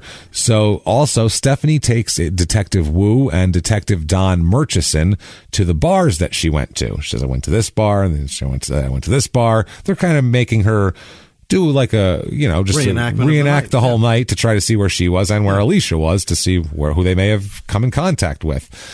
She claimed here that when she was run off the road, a man came up and grabbed her by the neck. Okay. She said grabbed her by the neck and caused her to bleed. And while she was trying to run away, she said she got away from him when another car drove past. He loosened up to not look like he was accosting a young lady. Right. And she said at that point she was able to slip away and run into the neighborhood. And once she started banging on people's doors, that they left her alone. But her car is in the bushes somewhere. We'll find out here. They find her car. It's like in a barbed wire. It's like in a barbed wire fence in a bush, like it was run off the road, basically, is where her car is. Now, so they find that, and it's in the same general vicinity of where Alicia's body was found. So this is all just a little weird. And they go over, they say, okay, this is your car. She shows them, this is where I got run off the road. And when they look in, one of the detectives notices blood on the driver's side door. So they're like, okay, that's something to note, as well as between the seat and center console, there's some blood too. Yeah. So, I mean, that's something to note here. They also, they ask around at that point to see if anyone had seen the two of them together in the area. Stephanie and Alicia, they're doing that sort of thing. She's not saying anything, but from the blood and from the time and from the circumstantial shit, they do arrest her. Yeah. They're going to bring her in. It's not a lot to charge her on at the moment. But that's still suspect number one. It's a lot happening where they're going to at least bring her in. They said at that point, quote, the suspect has not been very forthcoming. They just said that there's enough probable cause that exists to connect her to the case in some way. So they want to keep her. They're like, we don't know. I'm not saying she did this, but we're saying she knows something. Right. She's too close and to everything. It's not just a coincidence that she's run off the road. She's trying to basically make it like, yeah, these 3 guys ran me off the road. Who knows what they did to Alicia? That's, you know what I mean? That's the general gist I think she's trying to put out there. That's a methy mind. Exactly. Like, who knows? Yeah. Fuck. I mean, geez, I'm lucky I got away. That guy saved my life knocking on his door. So they bring her in, they interrogate her at the Placer County Jail on March 11th. They read her Miranda rights. Once they read her Miranda rights, she just stops and she says that, quote, she wants to, quote, confess to killing Alicia Ernst. And she says that she slit her throat with a razor. Oh, boy. Just plain as day. She goes, I want to confess and say I did it. I slit her throat with a razor. They're like, interesting. Yeah. Care to expand on that a little bit, maybe? You have our attention. They said, well, this is based on, she said they got back to that guy's house, Alicia's boyfriend, Richard Hammond. They hung out for a few hours and smoked meth. They said that they watched an adult video at some point. So they watched porn, and at some point, Alicia and Hammond went and took a shower together at some point. And enough of this. Let's go Try it. Yeah. And hey, that looks interesting. Let's try that position. So then apparently Alicia, this is all according to Stephanie, obviously, Alicia started making rude comments about her, calling her fat, saying she looked gross while she fucked. From the shower? This is, afterwards, okay. after the shower. Okay. Yeah, she's like, hey, you look gross while you fuck. Harder back there. I don't think that's what happened at all. No. She like draws the shower curtain to shout insults. No. This is all based on Stephanie's version of events here. She says that Alicia then pulled down side of her pants, to show the side of her leg and her ass, and made fun of her about it. She said it exposed her underwear. Stephanie did. Thing that we haven't said yet is this Richard, who Alicia's hanging out with and going to take a shower with, is one of Stephanie's ex-boyfriends. Oh, Jesus. They used to go out. Not recently, but in a couple years before that. You can't do that. This is extra bad for Stephanie, as far as making her mad. So Alicia, she said that Alicia said it was insulting her, calling her a whore and all that. Stephanie said that this made her feel like crap, and it was her birthday and everything. Right. And she said that Alicia was supposed to be her friend, but she kept insulting her even after she asked Alicia nicely to stop. Yeah. She wouldn't stop picking on her. So she says, Stephanie, that she needed to get her keys from her grandmother's house. And at that point, Alicia suggested that she come with. Now, Stephanie said that Alicia had seemed to feel bad. She had apologized. She said the thing, I'm just saying maybe if you lose weight, she's given her the benefit of the doubt, she says, as far as she was trying to be helpful, and she's generally has some contrition about, saying she's a foul-looking fuck. A fat whore who looks gross when she does her deed. She didn't say she smelled at all. No, that's true. I feel like she just looks gross. She just looks gross. And she does it a lot, so she looks gross a lot. I see you look gross a lot. By the way, that's not exercise. I can tell because you're not losing a pound. I think that's what she said to her. No, we don't know. So she said that she seemed to feel bad, so Stephanie decided to let Alicia come with her. She said also, at that point, she realized how high she was and shit like that. And she said that Alicia was kind of nodding off in the seat next to her after that while they're driving, because it's nighttime and they're, whatever. So she decides to drive to an isolated spot on Wallerga Road here, and wait for a few minutes before she goes back to her grandmother's house. And Alicia said, "Why are we here?" She kind of woke up and said, "Where the fuck are we?" Yep. And in this abandoned area. And she said, "I want to wait a little while because my grandmother leaves for work in about a half hour. So I'm going to hang here till she leaves because I don't want to see her all fucking, drunk and hopped up on meth." "Hi, Grandma. How you doing?" While she's leaving for work. "Good morning." "Morning. How are you?" "Ooh, boy. Oh, I'll tell you what, that's a nice dress. You got a good Buick. It's really nice. That's good. Is coffee on? Coffee? We got coffee. That's good. Toast? Is that a grapefruit? I like grapefruit." What the fuck? So, she said that they got to the spot and waited there, and Stephanie at that point asked Alicia why she treated her that way. "Why'd you treat me this way? On my birthday, no less." And she said that Alicia tried to laugh it off and thought it was funny. She said, which made her feel even worse. Sure. Because she was like, it didn't even matter to her. So apparently, at this point, Stephanie told her to shut up and hit her in the face. She said that she backhanded her across the face at that point. Like, basically, if you're sitting in the driver's seat, she just whacked her with the back of her fucking arm. Like, instead of punching her that way, just boom, hit her one of those, she said. She said that Alicia got mad and they started to fight. Well, yeah, obviously. That's what it's going to do. She said they were pulling each other's hair, and it's a cat fight in a fucking front seat of a car, which is crazy. Close encounters.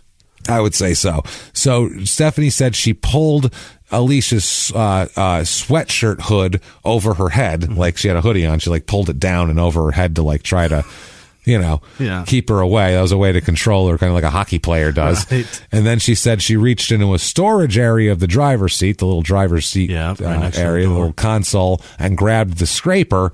And she said she pressed it onto Alicia. She says that at that point, Alicia's feet were on the dash as they struggled because they found footprints on the windshield, on the inside of the windshield. Yeah. So that's a She's sign. pushing herself back to get away from that on the neck. Her feet are up and she's trying to get away from it. She said she pressed it onto her.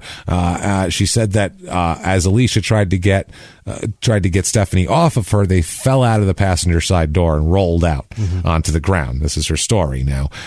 She said that as this was going on, they're clawing each other, they're yelling at each other and all this type of thing. They fought, and she said as they fell out, she said that Alicia screamed and put her hand up to her throat and was, she accidentally stabbed her with this thing is basically what she's saying. Okay. So, this is the, it's a bad story. This is a bad story. It doesn't equate to the evidence, though, also. No. And she said at that point she panicked, so she didn't know what else to do. So she, decided to cut off her fingers so there's no fingerprints and pour ammonia all over her body. Now, by the way, that's her second story. That's her second story. Her first story was that she got mad at her, got mad at Alicia, didn't start fighting with her. First, she says, I got into the back seat, telling Alicia I'm going to change my pants.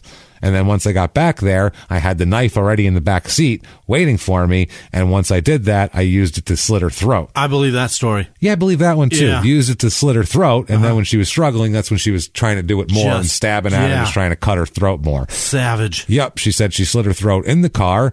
Then she pulled her out of the car, which would make sense because the car is soaked in fucking blood. Right. And, something had to happen in the fucking car. So she said she pulled her out of the car and cut her fingerprints off as much as she could and then poured ammonia that she also had with her over the body. And, so then she said she didn't know what to do. She had to leave at that point, obviously. She couldn't just hang out next to the fucking thing. So she didn't know what to do. So she said she panicked and decided to drive her car into some bushes and a fence to make it look like, down the road a piece. She had some tragedy. Right. You know what I'm saying? It's like Tommy Boy when cops behind you pull over and pretend there's bees chasing you or something. It's she tried to pull one of those off, and I don't think that's I think that was that Tommy Boy or Black Sheep? One of the two. I think it was Black Sheep. In both of them, they travel around the country in a fucking car doing stupid shit. It's the same movie. You don't know the difference because it's the same movie. Right. One has Rob Lowe and one doesn't. That's the only difference. And I don't know which one it is. Tommy Boy is Rob Lowe. Yes. That's for sure. Because I can picture him going, Tommy. Right. Yeah.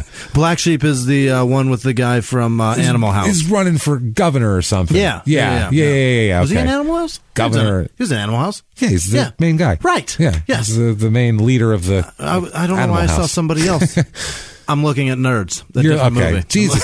We're mixing up Nerds, Animal House. It's the same movie. Want to talk about Doc Hollywood again? Where's the great outdoors in this? You got to twist it. Twist it. Simulate kindling. My brain is fucking broken. Fuck my dirty tongue. You trashed plastic bag. Jesus Christ, man.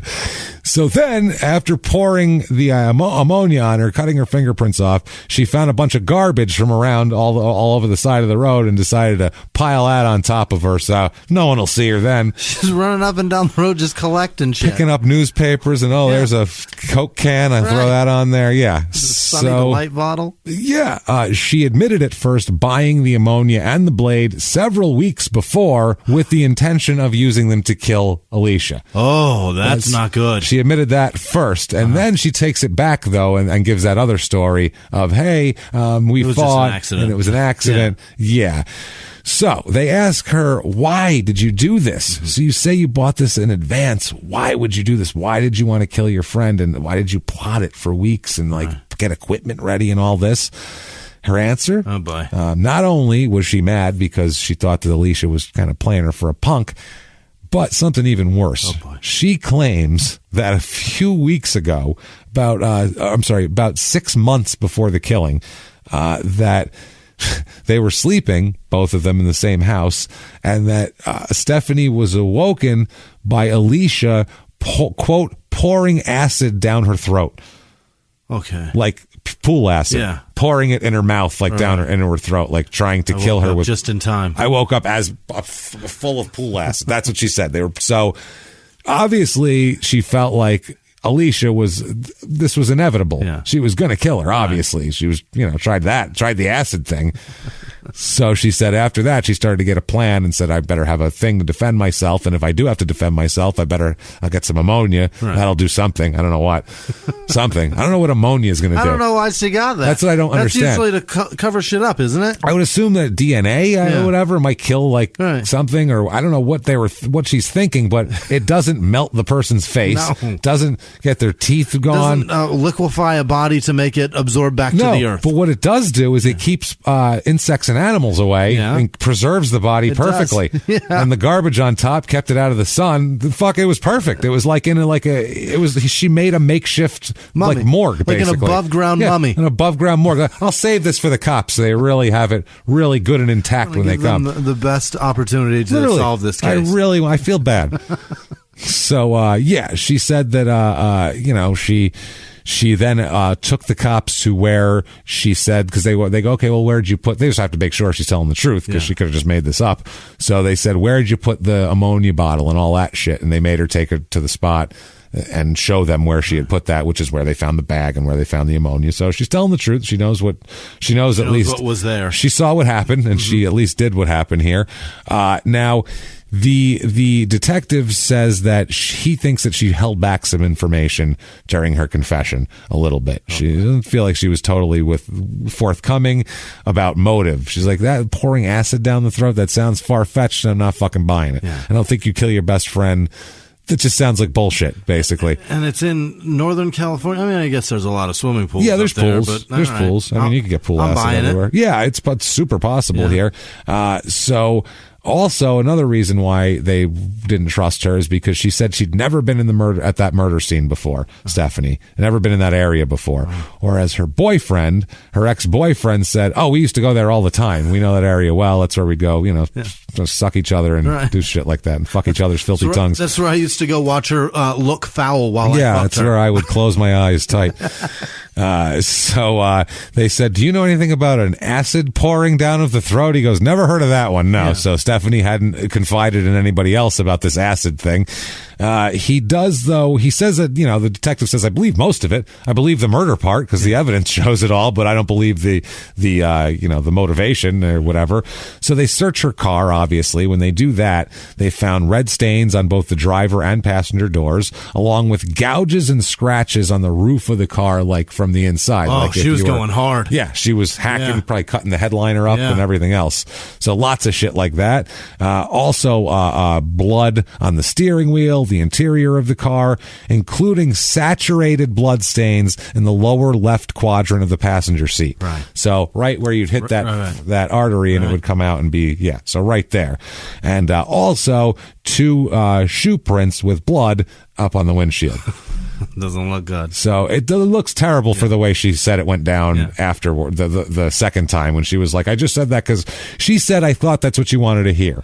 She said, I told you that I planned it and everything because that's what you wanted to hear. And she literally said, I felt like if I told you the real story, it would sound like I was blaming Alicia. And I thought that would sound bad for me to be like I was blaming Alicia, like she was mean to me, so I killed her. So that's why I didn't tell you this story. Mm-hmm. I just told you the other one because that's what you wanted to hear. I felt so guilty about it. I didn't even care if it wasn't true. I just wanted to. I felt like a monster. In actuality, once I verbalized it, I realized I'm a piece of shit. I realized, wow, that's going to sound bad in court. Holy shit. Once I talked to a lawyer and he said, you said what to them now? Hold on a second. You said you had the murder weapon waiting and you were lying in wait for months. You realize this is California. There's a death penalty here, you dipshit. Tell you what, you couldn't take it. You went into a rage. You happened to have a tool in your car from a wallpaper job you were doing. These things happen. Okay? And that's the new story. So, matter of fact, she came after you. She had the blade. Yeah. You disarmed her and then did the work. Perfect. Now, Stephanie's ex-boyfriend, an Alexander Kapustin, who's the guy who broke up with her recently, he tries to visit Stephanie in jail. Why? And he has an outstanding warrant and he's arrested. Find out if you have a warrant before you try to visit someone in jail, because they will arrest you. Matter of fact, that's where they all are. If you've ever had a warrant, don't go to the jail. Don't fucking go there. No. They will arrest you for something. It's a fucking idiot. He's a dummy. Oh, he's a dummy. And he also had a newspaper clipping on him. He had a newspaper clipping on the case. Yeah. Along with a note that he was going to pass her. That and this is what this note says. The note says, quote, tell me you didn't do that because you still think I was messing around with her.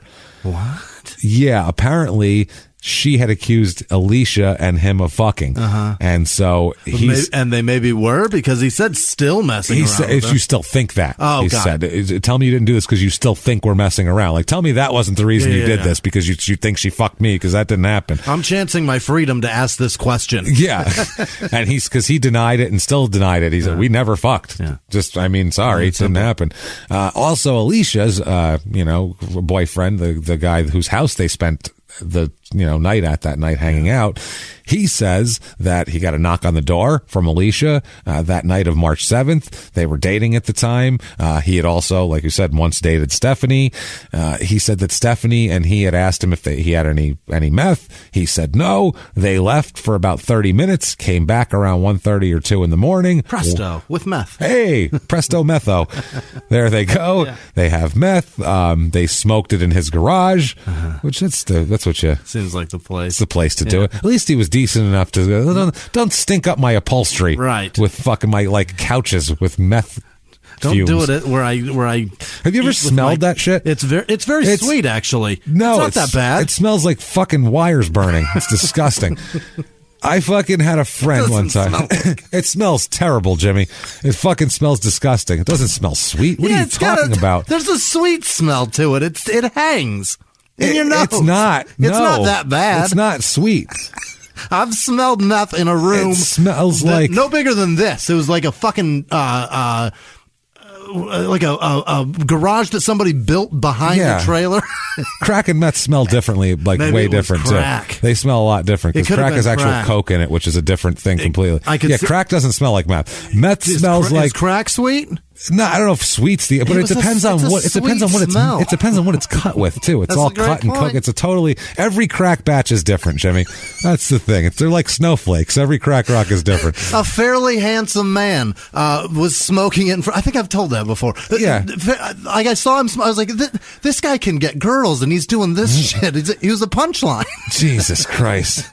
But he had a little, like a bulb in a tube. Yeah, with the little rose gums in. With a little bit of the Brillo pad. Right, the tip of it. Right. Yeah, and he's smoking that in there. And I always thought it was meth. No, meth smells like, it smells like burning wire mixed with Nag Champa incense. That would be what meth smells like exactly, to a T. It's fucking terrible. Nag Champa incense. Like if you go in any smoke shop. Is that the sweet part? Any smoke shop. Yeah, that's the kind of weird, but it's got like that weird, like kind of tinge that'll give you a headache smell to it. The shit that you're like, is that a metallic? It's fucking gross, yeah. That's the weirdest thing when someone just starts smoking meth in front of you. When I was like 19, I had this apartment, and there was this neighbor that I talked to, and he came over one day. Hey, what's up, dude? Hey, what's going on? We're sitting there. He just started smoking meth. I was like, what are you doing in my fucking house? Don't smoke meth in here. In the house. You have to go now. Yeah. Like, no. That's a different level of smoking in the house, too. He whipped it out as if he cracked a beer open and was like, want one? Like, that's how casual it was. He just whipped it out and he didn't even be like, mind? Like, he just started lighting it up. I was like, I don't even smoke cigarettes in here. What are you doing? No. I barely smoke weed in here. Is that Nag Champa and burning stereo speaker wires? What is that? That's what it smells like. So, it's the Nag Champa. That really puts Nag Champa? It's the cheap ones, too. It's that blue fucking that they sell. Every smoke shop has a stack of them on the counter. And that's Nobody wants those. No, it gives you a fucking headache. It's nasty as shit. But they do want it because if you're smoking weed, it covers the weed because it's a pungent fucking smell.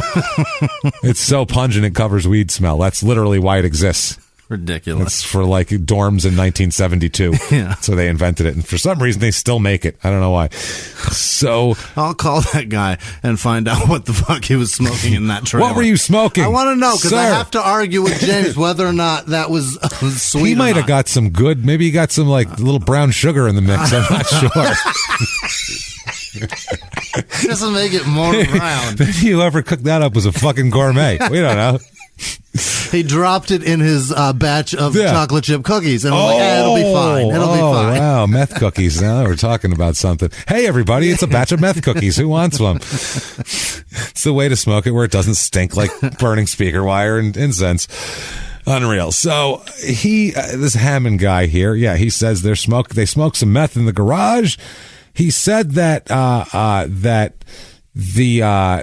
Alicia and Stephanie kind of teased each other. He said they were equally kind of teasing each other back and forth, like breaking each other's balls, kind of. He said it wasn't like one was picking on the other or anything like that. They were just, picking on each other. Well, you do this. Well, you're a fucking whore. Oh, well, fuck you, you skanky whore. Look at your, what about when you fuck that guy? He said, they weren't arguing. It was like a good-natured ball breaking. Weird. He said at one point, he said they were he even said, he went as far as to say he thought they were kind of flirting almost. It was almost like a flirty thing.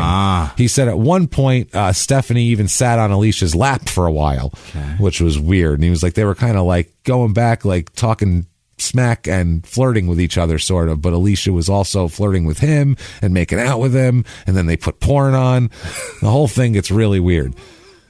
Bizarre set of events. This whole thing is fucking strange. First of all, how many lady-on-lady killings do we find? That's why I said this is a rare one. I think we've had maybe one straight just lady-on-lady killing. It's just, they're so hard to find. They just don't exist. Was that the one in Man of Steel? No, that was a dude, too. That was a dude. No, from what I find, women kill children. Men. Yeah. They kill men that they're upset with. Mm-hmm. They kill women who take men that they're upset with. Mm-hmm. They kill children. Mm-hmm. But when they kill children, it's usually, and this is just from my research that I've come across. I don't know the psychological ramifications, but it's usually postpartum, and it's just they don't know why, or it is to kill the children as revenge on the man they're angry at, which is the one thing that's weird. It's the one thing that men and women don't do.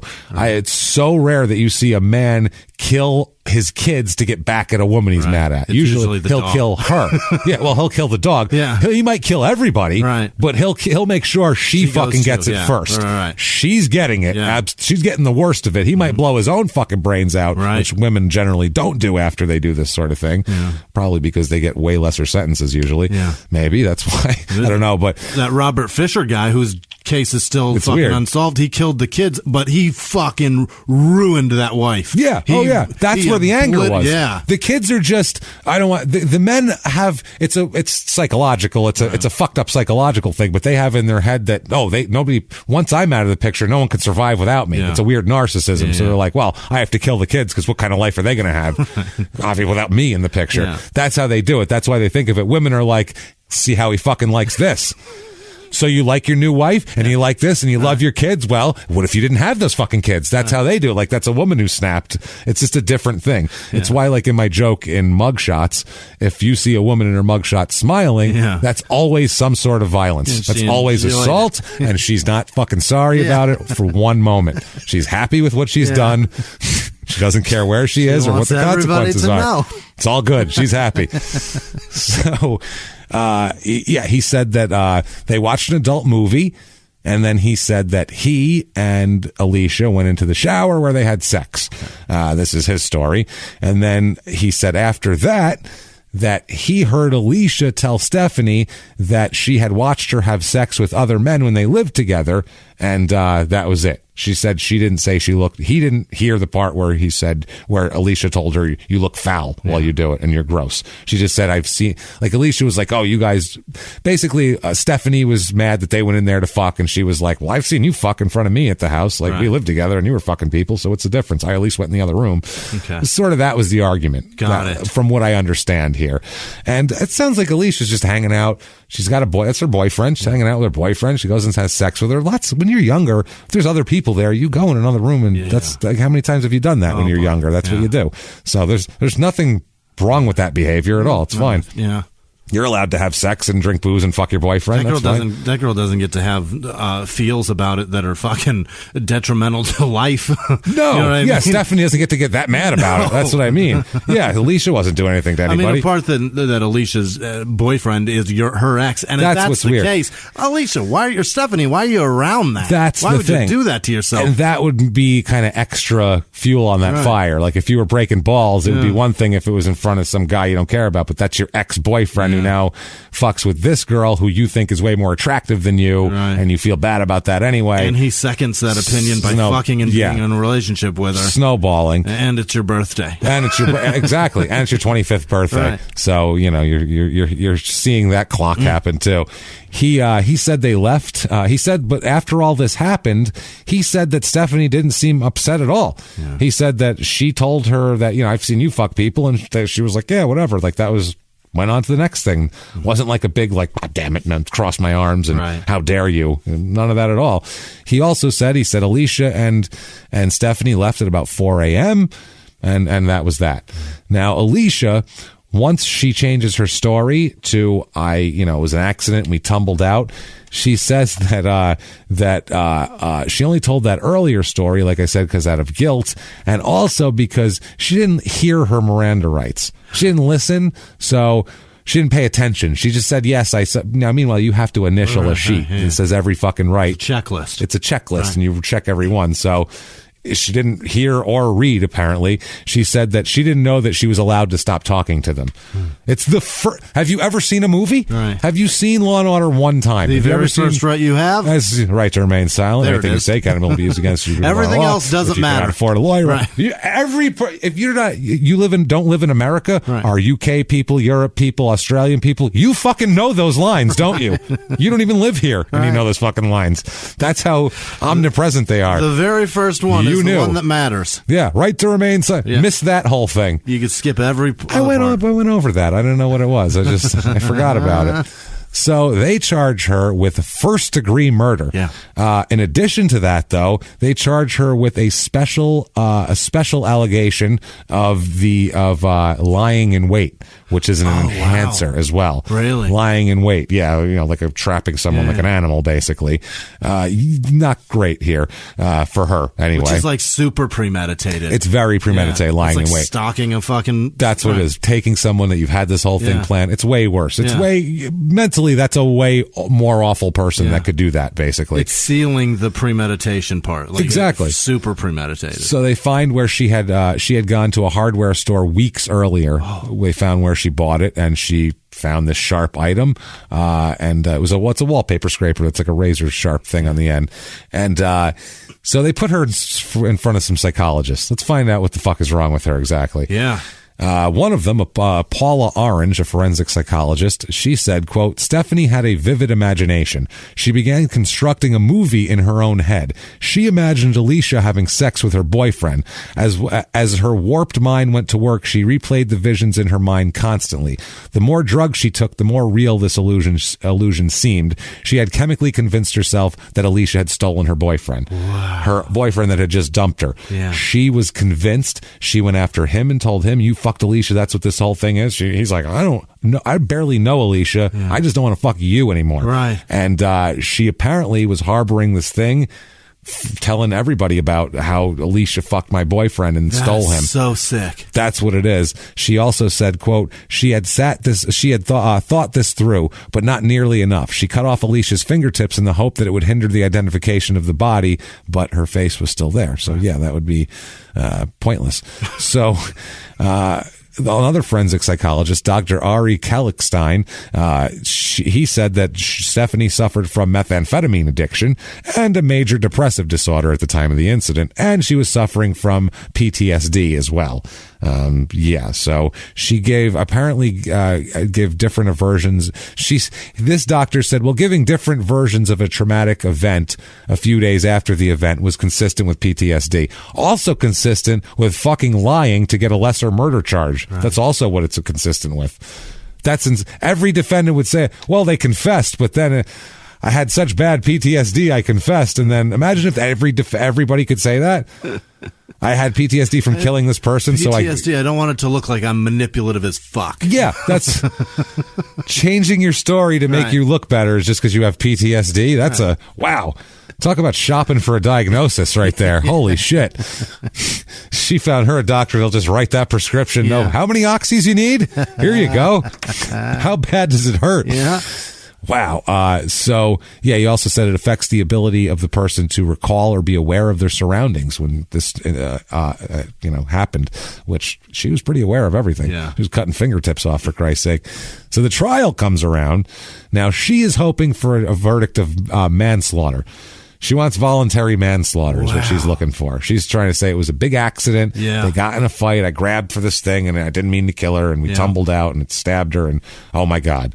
That's obviously a way less sentence here. Yeah. And the prosecutors are going for the opposite, first-degree murder with enhancements. So it's James, bad. she would be an uncle the size of her balls. If she's an aunt, she's certainly an uncle. She is the balliest. She's an aunt and uncle. Yeah. Both. The balliest bitch ever. She is ballsy. So, her whole thing is saying that she panicked, and after she realized what she'd done, she tried to cover up the crime and all that sort of shit. She said that she told investigators what she wanted to hear because she felt guilty about what she had done. Now, at trial, the prosecutor, they alleged that the motive was because it's a long-term resentment, not only of jealousy and everything else, but the teasing that night. But she also blamed Alicia for breaking up her relationship and sleeping with her boyfriend. So that's the motive that they're pushing in court. So the prosecutor said that she murdered her best friend out of jealousy and resentment and everything else. Now she testifies for herself here. She's got it. Yeah. Her whole case is she's saying I killed the person, but it's an accident. So you got to get up there and explain how it's an accident, make those jurors believe you. Otherwise, it doesn't look very good for you. This isn't going to go well. I would say not. She said that she kept the ammonia and trash bags and rubber gloves in her car. Like, why'd you have all that stuff? And she said, well, I clean houses sometimes. Sometimes I'll do side jobs as a house cleaner, so I keep all that stuff in my car. Seems reasonable. She said she purchased the scraper to scrape lettering off a door at her job that she was working at the time. That's what the scraper was for. Okay. Scrape those, decal letters off. She said, yes, of course. She said, I have argued with my ex-boyfriend about sleeping with Alicia, but later on I determined that it wasn't Alicia. It was a different woman he was sleeping with. And, I felt bad for even accusing Alicia. That never came up. No, it was always Alicia. Yeah. Absolutely. First time we've heard that is when she's on the stand. Yeah. She does bring a woman in to testify, and Ellen, Hugh Kendall, wow, that's a tough one, who is a friend of Stephanie's grandmother, who Stephanie lives with. She testifies that Stephanie cleans her house at times, once in a while, and when she does, she has ammonia and cleaning supplies and gloves, which everybody would when they're cleaning a fucking house. She said a coworker said that their workplace had purchased a new door, and the employees removed the door's old lettering. She also said, though, there were tools on site for this, and you didn't have to bring your own thing. So they provided that for you. So she doesn't know why she would buy a special scraper. She's not a traveling mechanic. No, she doesn't do this for a living, scrape fucking decals off of doors. So anyway, she has basically a full day of testimony, Stephanie. Bad day. Can you imagine that? Yeesh. That stress on that day? Holy shit. They said she barely looked up, wouldn't make eye contact with anybody and shit like that, which the number one thing they always tell you to do is look at the jury. Right. Look at them, make eye contact with them. Don't smile. Don't act like OJ. Yeah. So, have you ever seen the where they talk about the OJ mock thing? Because they considered him testifying on his own behalf. So they said, well, let's see what it looks like. And he was like fucking flirting with literally flirting with the person who's supposed to be the prosecutor. Unbelievable. He was like, how that goes. And he'd smile. Like, he's trying to charm this person. Yeah. Like, that ain't going to work. They asked like 2 questions, and they were like, get him up. No. Nope, not happening. Nah, he's incapable of not flirting and shit, so that's not going to happen. When did you last fight with your wife? I don't know. Those are some nice tips. Yeah. He'd be like, he would say like, he goes, people fight. Relationships, how it goes, but, I never did anything I'd be ashamed of. And he'd like smile and like kind of half wink, like, how it goes. That's not the answer. Let's not do that. Not okay. So the Phil Spector one's just as bad. Oh, he's fucking crazy. That's like having Michael Jackson testify. What are you doing? I saw the reenactment of that one. This person's not a capable adult to do this. They're like, Phil, you're going to jail. You're like, how did this guy make things that made millions of dollars? Millions, He doesn't look capable of going grocery shopping. Right. If you gave him a list with 5 things on it, how many things do you think he'd actually return with? Maybe 2? Right. You know what I mean? And a couple extra wigs. Yeah. And wigs and like... I didn't ask for wigs. I said eggs. And just an octopus. Right. I don't know what to do with that, Phil. And dragging a dead blonde by the foot. I have this also. What the fuck, Phil? I had to stop at my house. There's a dead blonde there. I need to check on her.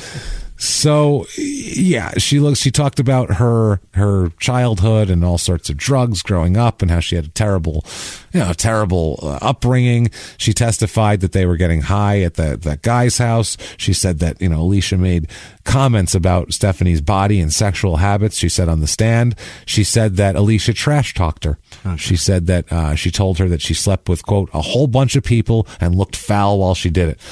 Yep. She said that she was just raging about those remarks, and that's what made her mad. She said it was definitely not a methodical, pre-planned scheme. No, I might have suspected that she had slept with my boyfriend for a minute, but then I found out it was someone else, and we were the closest of friends.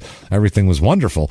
Yeah, she said she drove to the spot. She was just delaying for her grandmother, and that's when she said it was just eating at her. She had to bring up the comments that Alicia had made that night because it was bothering her, and she felt terrible.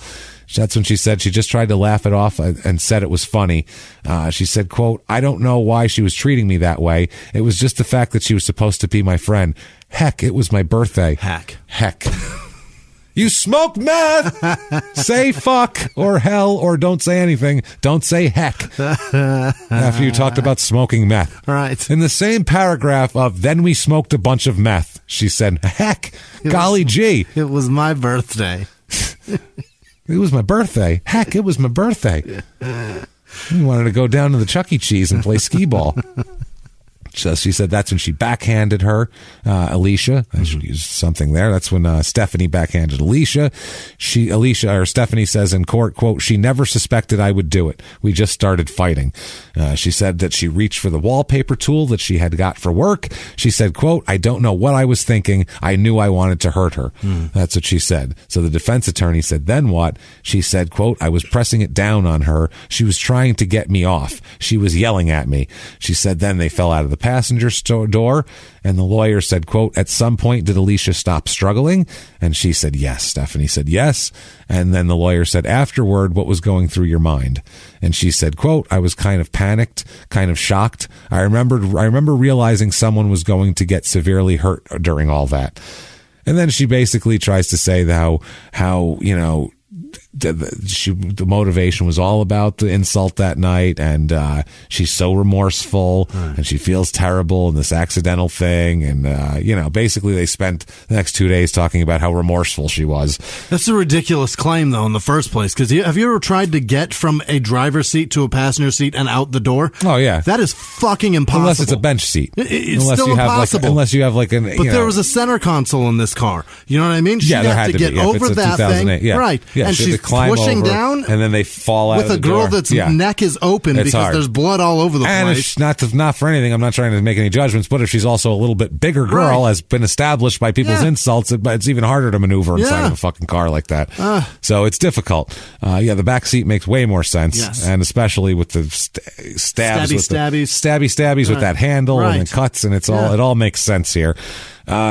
She says that they even have notes that the defense brings forth, which are letters she's written to pen pals in prison, since she's been in jail, writing of suicidal thoughts and how she just hopes she can be forgiven someday. And she's obviously this poor woman. She's haunted. Victim. She's haunted. Yeah. She testified that when the detectives first talked to her, they questioned her about being attacked. So she went along with the story because that's what she had told that Paul White, even though it wasn't true.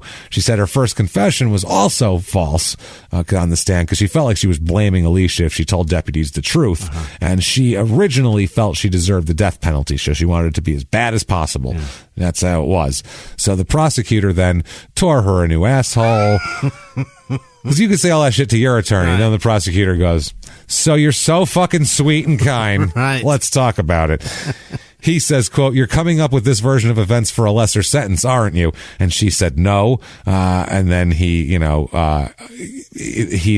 then found more letters to pen pals. It's funny. Those letters to pen pals, they can be subpoenaed the other way, too. You can subpoena them for your advantage, but guess what? The prosecution's going to do the same thing. Right. They found different letters to pen pals that weren't so just remorseful and sad. They were showing that only after she learned she wouldn't be eligible for conjugal visits if she received life in prison, that's when she, quote, decided to put up a little bit of a fight. In the letters, she was like, yeah, I don't give a fuck if I'm in prison for life. And then she was like, found out I can't fucking hear. Can't get no dick with a life sentence. Now I care. Now I care. Now she wants a lesser sentence. Yeah. That's wild. This is lifetime of dick she's fighting for here. Oh, boy. Yeah. And he asked the jurors, why should any of you believe her now after she's admitted to lying to every story she's ever told here? How many people are allowed that? Is that anybody that's not got a life sentence? They can get conjugal? I don't know. I have no idea what the rules are, but it depends on the system, the level of security. Specific jail. There's a lot of specifics to that shit. It's got to be. There's conjugal visits. Yeah. We let people fuck for some reason. Fucking unbelievable. It's wild, right? They should have to finger and hand fuck the rest of their lives. That's one of the things that if you said, what are the top 5 freedoms you're missing, that's one of them. Yeah. So it's weird. That should be a deterrent enough not to commit crimes. I would think. I can't fuck ever forever, again? unless it's somebody. I have to fuck somebody that's already in there? Unless it's Jimmy. I don't want to fuck Jimmy. I like longer hair on a young lady. So this goes to the jury. A softer, much more purpose-built thing for that. That'd be helpful. This goes to the jury, and like I said, they can find her guilty of manslaughter. They can find her guilty of first-degree murder. They can find enhancements in it, too. There's a big range of things that could happen, anywhere from 20 years to life without the possibility of parole. Right. A lot of range here. The jury comes back guilty of first-degree murder. With the lying in wait enhancement as well. No cock They didn't for believe you. her at all. She ain't getting no dick. Yeah. I'll tell you that. She ain't getting. May never fuck. Stephanie ain't getting no dick tonight. As Mousy would say the opposite of in the Whites. Mousy gonna get some dick tonight. Boy, did she. And she did. I love the caption of Mousy went to the room with him. Yeah. And he has not left since. Yeah, he hasn't left since. He's been trapped since then. He didn't even go get his shit from his old his old apartment. 4 months later, he's still there.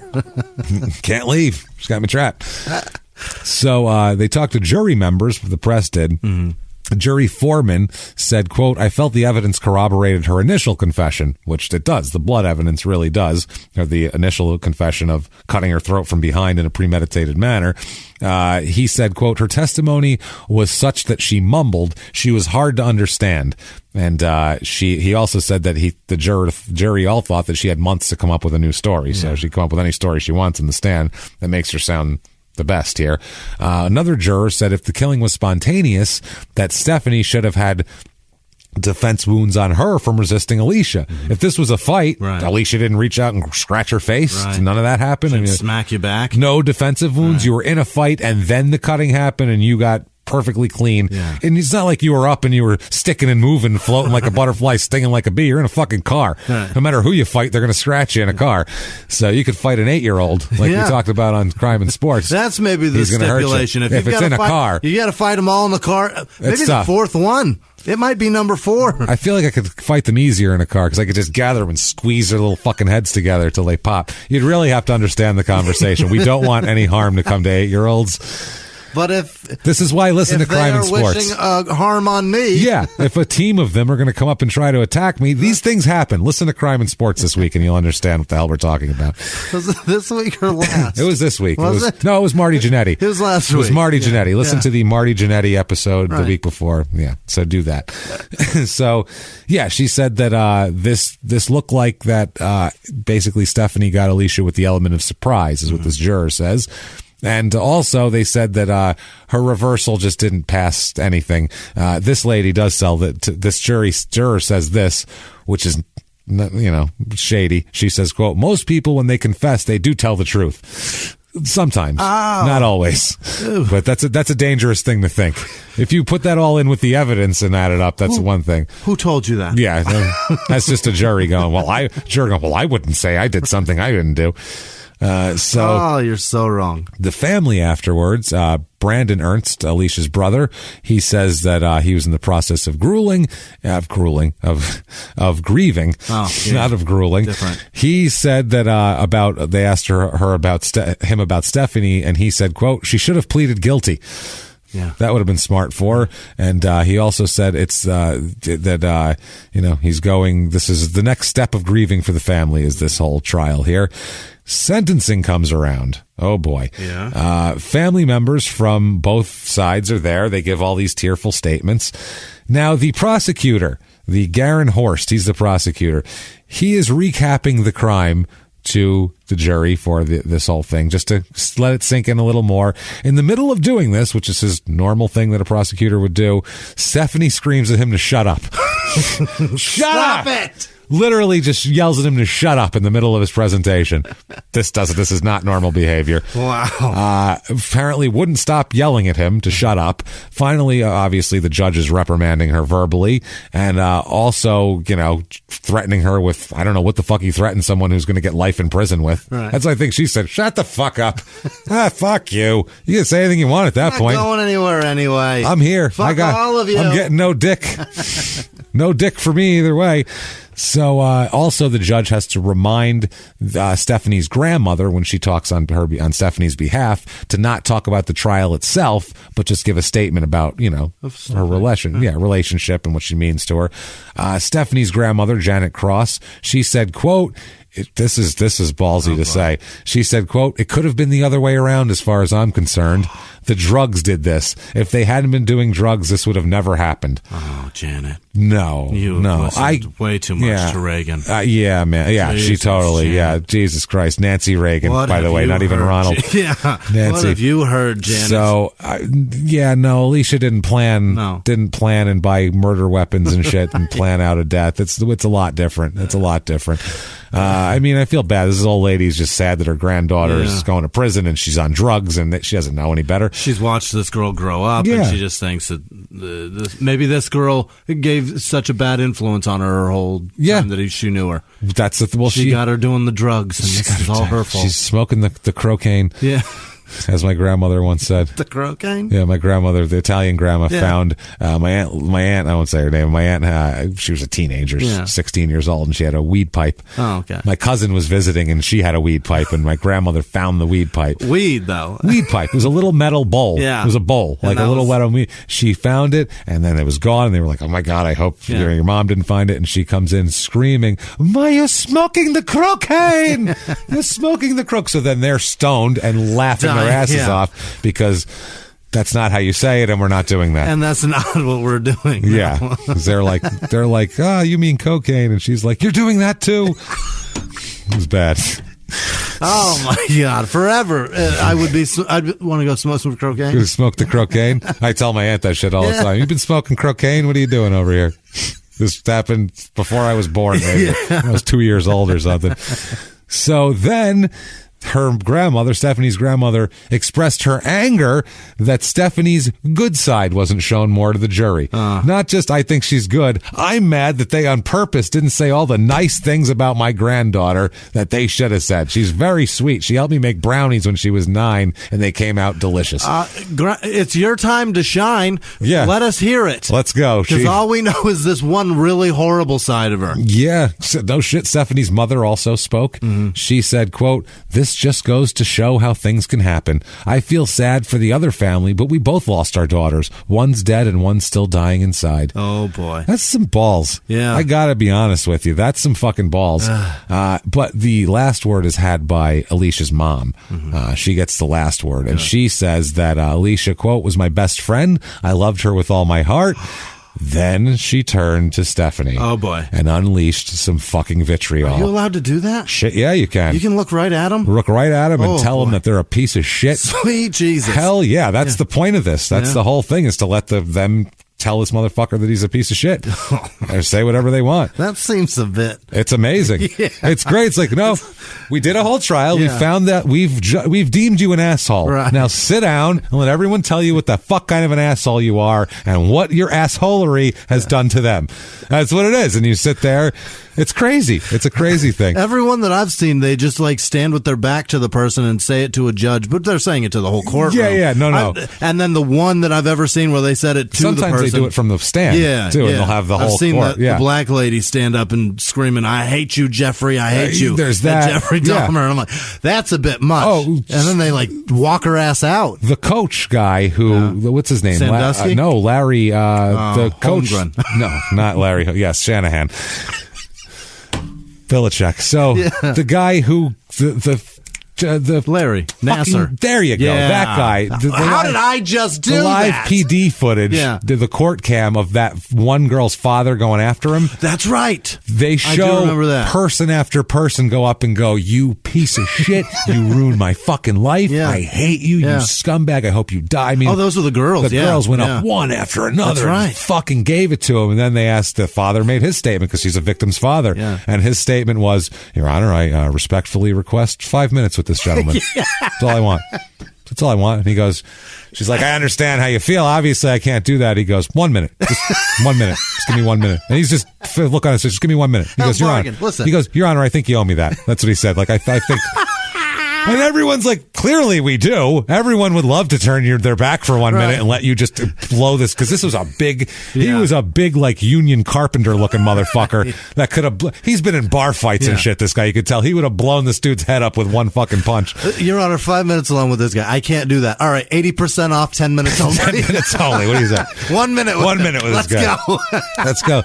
So he goes, okay, and then just fucking went for him and like lunged him while like 5 deputies tackled him, and they're like, "Dude, sorry." Like you could tell they're like, "We so want to let you kill this guy. We want to, and now we have to arrest you. Oh, it sucks. You're going to be convicted of contempt of court. They actually trying to kill this man. They actually they get him under control, and they bring him back, and the judge says, obviously I could this, and this. She goes, "I'm not charging you with anything because anyone in this court could understand." Yeah. Apparently, he had heard a bunch of details that no one ever told him before that day that he did to his daughters. Right. They said, based on what you heard that day, anybody would have done what you've done, and it's cool. We get it. It's cool, bro. Yeah. Like, he could have got to him.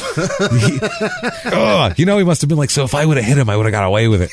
I could have got away with it. I could have fucking killed this guy. I think if he would have got to him, then they would have had to how do you not just go, something. "Oh, he's attacking him." Okay, go now. Like, just give him. And just give it like a...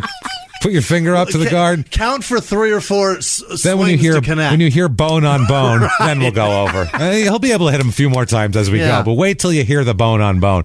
Every deputy in the room should have hesitated. That's what I'm saying. They attacked. That's their job, I guess. So the mother turns to Stephanie and says, quote, "I wish you would have just cut your own throat and left Alicia alone. As far as I'm concerned, you're cancer, Stephanie, like AIDS. You just spread ugliness wherever you go." Like AIDS. You're cancer and AIDS. Holy shit. You're the most cancerous AIDS I've ever seen. That's a lot. Yeah. You're cancerous AIDS. My God. Get your cancerous AIDS away from me. Slit your cancery AIDS-y fucking throat. She said, "You're like cancer, Stephanie, like AIDS. You just spread ugliness wherever you go. You must die, Stephanie, and I don't care how, just die." And that's her statement. Unbelievable. That's fucking awesome. I wish my mom would say shit like that about anybody that wronged me. Die. Yeah. And then the judge says, "You, ma'am, may fuck off." Sentenced first to 25 years to life without the possibility of parole, but with the lying in wait enhancement there, the special allegation, that brings it up to life in prison plus 1 year without the possibility of parole. My fuck. Life plus 1 year. Just to let you know that you're not getting dick that much more. Ever. Not getting dick and 1 more year of no dick plus on top of that. Sorry.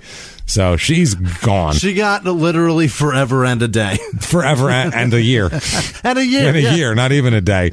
Her brother, Alicia's brother, Brandon, said that he was relieved and pleased by the verdict. He said, we're relieved that it's over. Justice has been served. Alicia's mother said the verdict won't bring my daughter back, but at least we know that Stephanie won't be able to hurt anybody else.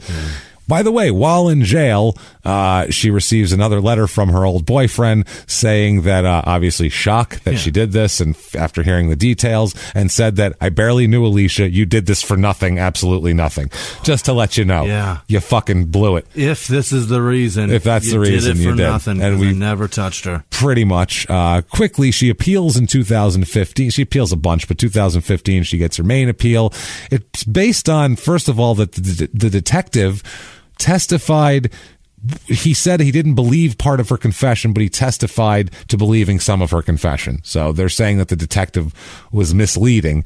And his whole thing is, no, you look at the totality of it, and you can be lying about some things and telling the truth about the other. That's why you have evidence that you compare it against, and you say, well, I think she's telling the truth about this because that's what the evidence says, whereas this evidence says here she's lying. Robert Blake did say his name is Robert Blake. That's what I mean. I believe it. I'm sure.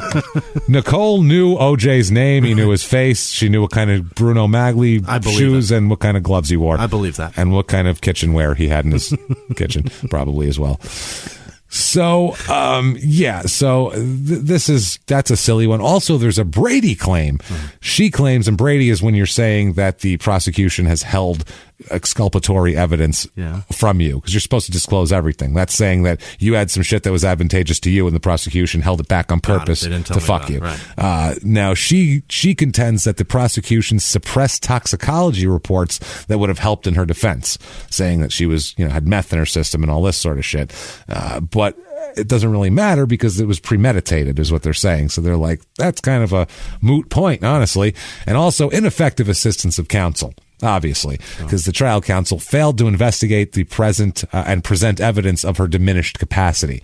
And she also, obviously, clearly. And then also, finally, she claims that they didn't pay attention enough to the crime of passion aspect of this. Not so much crime of passion, that's more of a European law thing, but provocation. There is a law for provocation there if you're sufficiently provoked that it's a more of a manslaughter thing. Like if someone told you, if you just heard that this guy did all sorts of terrible sexual things to your daughter and you jumped across and snapped his neck, they'd go, fucking provocation. Provocation, manslaughter, you know what I mean? You're getting 7 years or some shit. But she says that, they didn't properly take into account that she called her a little bit fat earlier. So, I mean, clearly that's reason to murder her. That's provocation. So they go into it, and basically the court says you don't get to decide, you don't get to make up your own world of like consequences for things. Like provocation would be what a normal, reasonable person would be considered provocation. They hurt your kid, they hurt your wife, they did something, you're scared for your life. Not fucking, I'm mad at her because she called me a name. That's building your own like imaginary justice system in your mind, and you can't do that. So guess what? Appeal denied, eat dicks, still in jail, and will be.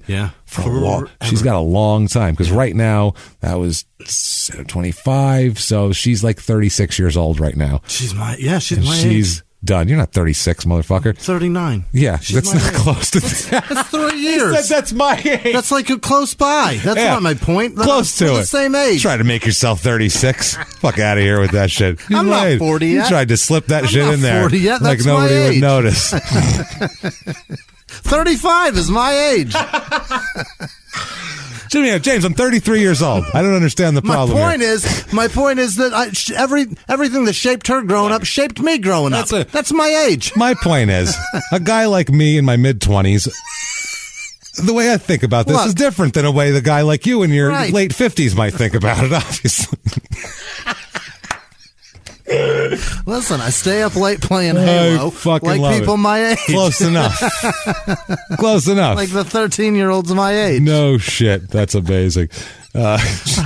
Roughly my age. That's awesome. Go on. The court states on that one, it's not enough that the defendant was simply provoked. The defendant's not allowed to set up her own standard of conduct, which I thought was just great. You're not allowed to just make shit up. Yeah. Now, I found several different places where you might be able to find Stephanie. One, if you want to write to her to play your own prisoner dating game. Is she on it? Stephanie Aarons, WA3629. This one is Central California Women's Facility, 23370 Road 22 in Chowchilla, which is where a lot of our... There's a lot of bad Sally McNeil's in there. Kelly Ryan was... No, she was in Vegas. Sally McNeil was in Chowchilla.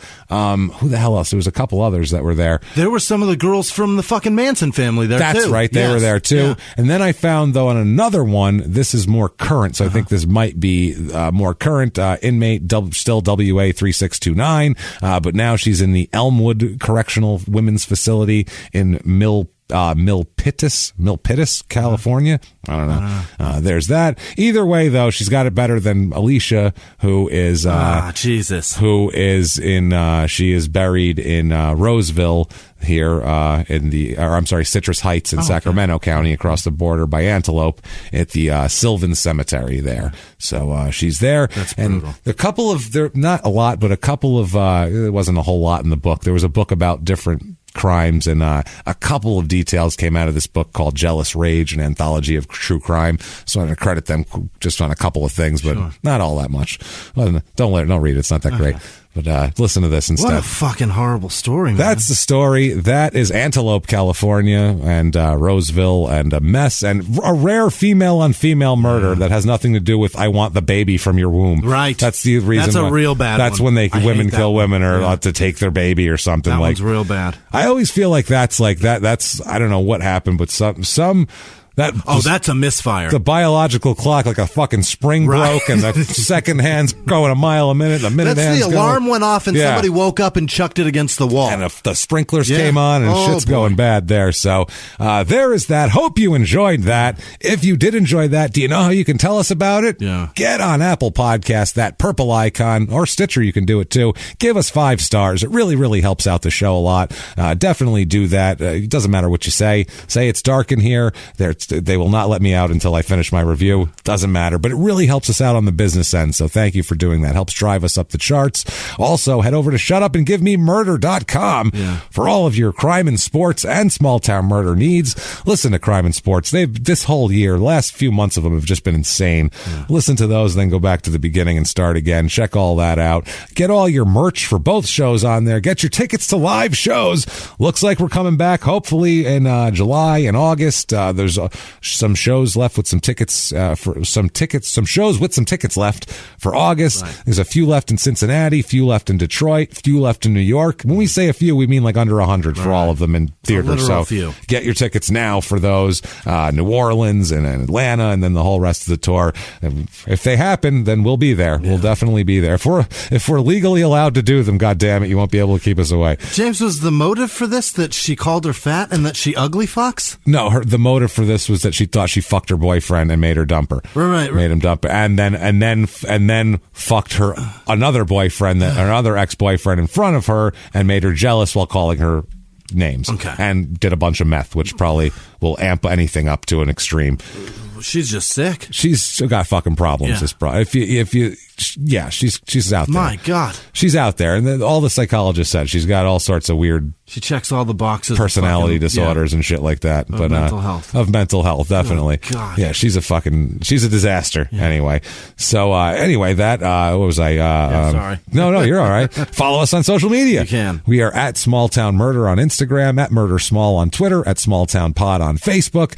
Follow us there. If you want to be a hero to the show, you can do that very easily. And these people, they really are our fucking heroes, man. And we try to reward them with lots of Patreon episodes. This week's, by the way, at the $5 or above level. First of all, you'll also get access to the crime and sports ones, which are insane. This week's bonus episode for Small Town Murder is a man who his nickname is the Soul Sucker. Hell yeah. So that should give you a bit of interesting it's my ex-girlfriend background. Sucked your soul. And was that a compliment or an insult? I'm not sure. Super compliment. That's a good thing. So listen to that. But if you would like, and also you can make a donation there, patreon.com/crimeandsports, or over at PayPal using our email address, which is crimeandsports@gmail.com. And without further ado, Jimmy, God damn it, hit me with the list of the finest fucking fucking people in the world. This week's executive producers are Kyle Dunphy, Calvin Maddox, Annette Wright, Allie Warner, Alicia Parmenter, Clay Thorson, who sent us an article about some guy named Daniel Hall who was slashing tires at a hospital. Oh, I saw that. I saw that article before that. Real cunt. Yeah. Thank you, Clay. Belinda Reed moved to. She lives in Australia, and she changed her bank card, but wanted to let us know that she fixed it. And wow, that's amazing. Thank you, guys. That's so sweet. Thank you. Linda Campbell, Shauna Brazelton, Dylan Ely, Tanya Volanek, Matthew Madigan, Nathan Davidson. He's the Dickel guy. He brings Dickel to every show. Yeah. His boy Sean's going through some shit. So thanks, Nathan, for sending the money. And Sean, hang in there. Jordan Bennett, James Crane, Kelsey Hebert. It's Hebert. Michelle McQueen Garrison, Blair Bodner. April Penny had a birthday. Happy birthday. Happy birthday. McKenna Brienne. Oh, fuck. Mathal. I don't know what I did. Matal? Yeah. That's what it is. Rick Sikora, Chris at Mr. Trickshot is his name on Twitter. Morgan with no last name. Courtney Spring, Homestead. Homestead is not Courtney Spring. That's a different person. Janine Fennell, Craig Cole, Catherine Gourday, Rebecca Trapp, and that's them. That's all of them. That's the first ones. That's the others. Listen, other producers this week are Graham Wilson, Daniel Davis, Georgia Bowers, Taylor Rowlingson. Molly. Sorry. Molly Armstroff, Robin Owens, Emily Christian, Amanda Knight, Alexander Sudcamp, Nicole Vaughn, Susanna Platt, Dan McFerrin, Kyle Alexander, Amanda Taylor, Rachel Freeburn, Samantha Simmons, Megan O'Hearn, Alana Roberts, Ariel Childress, Elizabeth Goldstein, Lauren Smith, Amanda Miller, Brooke Kale, Ashley Dawn, Ashley Baldwin, Joshua Austin, Liz Vasquez, Dirk Barnert Nelson, Shannon Lafferty, Brian Maddox. No, it's not, but the worst scoop is who he is. Emma Platt, Elwin Chow, Carl Kirscher, Peyton Meadows, God damn it, Gary Howard, Marcel Del Corpo, Jennifer Nadal, Ryan Sargent, Lindsay Redmond, Lucy Stacy, Matt Ladmeralt, Ben Foster, Misty Head, Taryn McElhenney, Megan McElhaney. Yep, that's right. Megan Dyer, Brian Whiteman, Nicholas DiMercurio, hey. Matthew Morningstar. If I could just say him slow, I'd be great at this, but I'm trying to go fast. Tyler Garner, Peregrine. Rosicario? Probably not. James Martyr, Jessica Panic, James Aselta, Benarang, I think, Walt Algarin, Jude Kendall, Janice Hill, Tamara Dawn, Moore. That's those 3 words are one name. Tabitha Bryant, Jason Shank, Amanda Wilson, Caleb Ward, Lindsay Hollis, Lauren Demarath, Joe Turner, Matt Moser, Mary Catherine Breedner, Daniel Flynn, Christopher Hughes, Nicole Sullivan, Christer, no last name, Johnny Salamino, R. Finch, Kiefer Slope, Sean Brandt. Holy shit. Okay, buckle up. Here we go. Andrea Wardlow, Jen Allison, Melissa Boss, Alex with no last name, Jeff Becker, Mark Moss, Dakota Davis, Sandy Brown, Nicole Minge. Wagner? Not Minge. No. It's not Minge. Jesus. No. Sandy Brown, Dakota Davis, Breach, Casey, Ashley Roseanne, Brittany Stewart, Karen Harris, Caitlin Brady, Lauren Steadley, Jerry Vaughn, Dalton Henry, Richard Niemeyer, Karen L.H., James Sears, Dimitri Pevich, Nikki Frapier, Courtney McKay, Samantha Tinker, God, Brittany Brandy Schloman, Chris Kennedy, Kayla Kasich, Denicia Aragon, Adam Hughes, Chris with no last name, Stephen Fletcher, Bob and Megan, Sarah Cox, Tim Dudley, you goddamn hero, Mindy Schompert, Daniel Boyer, Ryan Martin, Matthew Page, Gary Atterbury, Sarah, Cattinger, Ann Spence, Alex Richardson, Alfredo Gonzalez Jr., Richard Monge, Dick Monge, is that right? Dick Monge. Minge. Hey, Dick Minge, Sarah Surridge, Sarah Cattinger, Ann Spence, I said that, Robert Bernstell, Daniel Van Sloan, Nancy Alexander, Pip W., Gordon Bennett, Lisa Atkinson, Zach Hagen, happy birthday, Martina Kunkel, Katie Carlos, Zachary Watson, Debbie Freeman, Bill with no last name, M. Kemshaw, Brandon Bennett, K. Louise Lesher, Amy Bose, probably, Zach Wakefield, Gina Grimaldi, not Gina, Tyler Chevrifils, Andrew Flores, Jordan Vout, Aaron with no last name, Megan Lee, Carly with no last name, Imperial Porge, Grace Chapman, Matt Surridge, Ashley with no last name, Christopher Holtz, Jennifer Perez, Graham with no last name, Gabrielle Munger, Melanie Halsey, Chris Perez, Erica Love, Tom with no last name, that's Thom, hey. Michael Moore, Michael Rucker, Margarita Lascala, I think that's right. Megan Delaberto. That could be one of those Filibertos here. If it was like a deli for white people. Delibertos. Yeah, we got turkey sandwiches and provolone. Christopher Dempsey, Paul Watkinson, Benjamin Burke, Katie Burleson, Jesse Goodwin II, Evil Knievel, probably not, he's dead. Reed Sisson, Kyle with no last name, Ryan. No, it's Ryan. Ryan Robinson. Jennifer Shaw, Cotton Farmer in Arizona. It's a cotton farmer. Kat V, no last name, just a V. Amy Lillistrand, Haley Joseph, that's what it is. Vanya Vinter, Andy Dixon, or Andy Dick's son, maybe. Dick's son, maybe. John Whiteley. Jared Connolly, Michael Piccinetti, Katie Miranda, Nick Smith. Yeah. April Norwood, Sydney Barnard, Brian Belliger, Laura Trethaway, Margaret Andrews, Curtis Dev, Danielle Borley, Gary Ran, TJ Collier, Jay Elliott, Ray Smith, Chris with no last name, Matthew Taylor, Lenore Hare, Michael Whitaker, Katarina White, Jessica Marn, Ivan Howe, yeah. Nick Save-A-Lot. No, Save Land. What? What?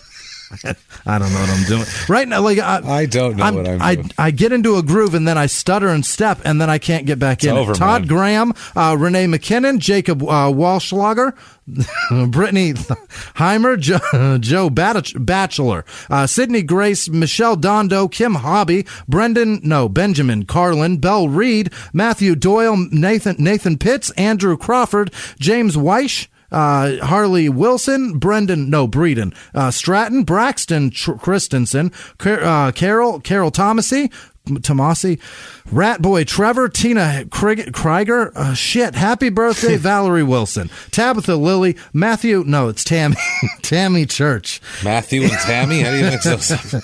A.T., Blaze Patterson, Dylan Strafford, Patricia Mahomes, no, it's Patrick Mahomes, sorry. Yes, someone says Patrick Mahomes. Patrick Neek, right, and I called him Patricia. Completely on accident, but also deal with that. Whatever, they got a fucking Super Bowl. Melissa Boutron, Lala, Elizabeth Moore, Moore, Ty Trigger, Dylan Stafford, Alicia Rains, Larissa Harris, Beavis, no, that's Bees Mama, Bay's Mama, Carlton Clark, Hala Michaela Harmon, Ashley Ann Cooper, Amanda Sartain, Dan Hendricks, Katie Fausula, I think, Fasula, Lisa Neiman, it's spelled like Neiman Marcus, Cody Holgate, Jill Parsons Daly, Shane Benner, Nicole Alfino, I think, Haley Mager, almost there, we're getting close, Brian Bowen, John Sanders, Holly McClure, Justin Christie, Joe, Beth Kromka, Andy Tannehill, no, it's not. Oh, that's two. Oh, all right. James Howard, Ryan Gray, Joseph Guerrero, Michaela Hughey, Philip Carruthers, Jason. No, it's Joshua Jean, Randy with no last name, Jacqueline Nathan Pickin, Butterfly Girl, George Wilson, Zachary Pfeiffer, Pepper Kosar, Sarah Young, Adrian Bloss, Jennifer Gibson, Kevin Benedotti, Patrick Murphy, Tommy. No, it's Tammy Rothwell. Fuck, Shelby Amato. Thomas John Strupp Thompson, Brad Harris, Ryan Teeney, Grace Bowman, Amy Woodruff, Lee Malone, Tony MF Sorella, Tom QL, Wynn Jones, Ralph Muraden, Jessica Buchanan, Mats Wyman, Sarah Ireland, Paul Parker, Tyler Garner, Ashley with no last name, Jamie with no last name, Rachel Sutcliffe, Statlick, Jackson, God damn it, Jackson, Russ Palmer, Jason Muraski, Nan Jackson, Vanessa Cosner, Marissa, what is that? Marlissa Wells, Nikki Dean, Matt Moon, Allison Rustvold, Josh Gammon, Hanson Williams, Clark Roush, Dominique Balsoma, Lindsay Lacara, Christy McDowell, Kylie Dunn, Amy Campbell, Eric E.K., Heather Harp, Kevin Gunnels, Emma Martin, Kim with no last name, Emmy Campbell, I said that, Amy Campbell, God, Megan Gushlaglik, no, Gushalak, fuck. Schlagwick, I like. I think that's the one. Kevin McCormick, Aaron Day, Anna Slabading Dong. Scott Spencer Wolf, Catherine Conaway, Sarah Davidson, Charlie Mosey, Jennifer Lauren, Candace Corey, Bethany McGee, Rory Callahan, Bonnie Hunt, George Grass, Mike Stein, Hope McPherson, God, Frank John Edward Holmes. That's too many names. Wow. Patrick Steba, Amy and Nathan Durkee. I think it's Durkee. Oh. That's not it either. Fuck. Cynthia Scavarch. Hey, Jimmy. Yeah. You're doing great. No, I'm not. You're doing fucking great, man.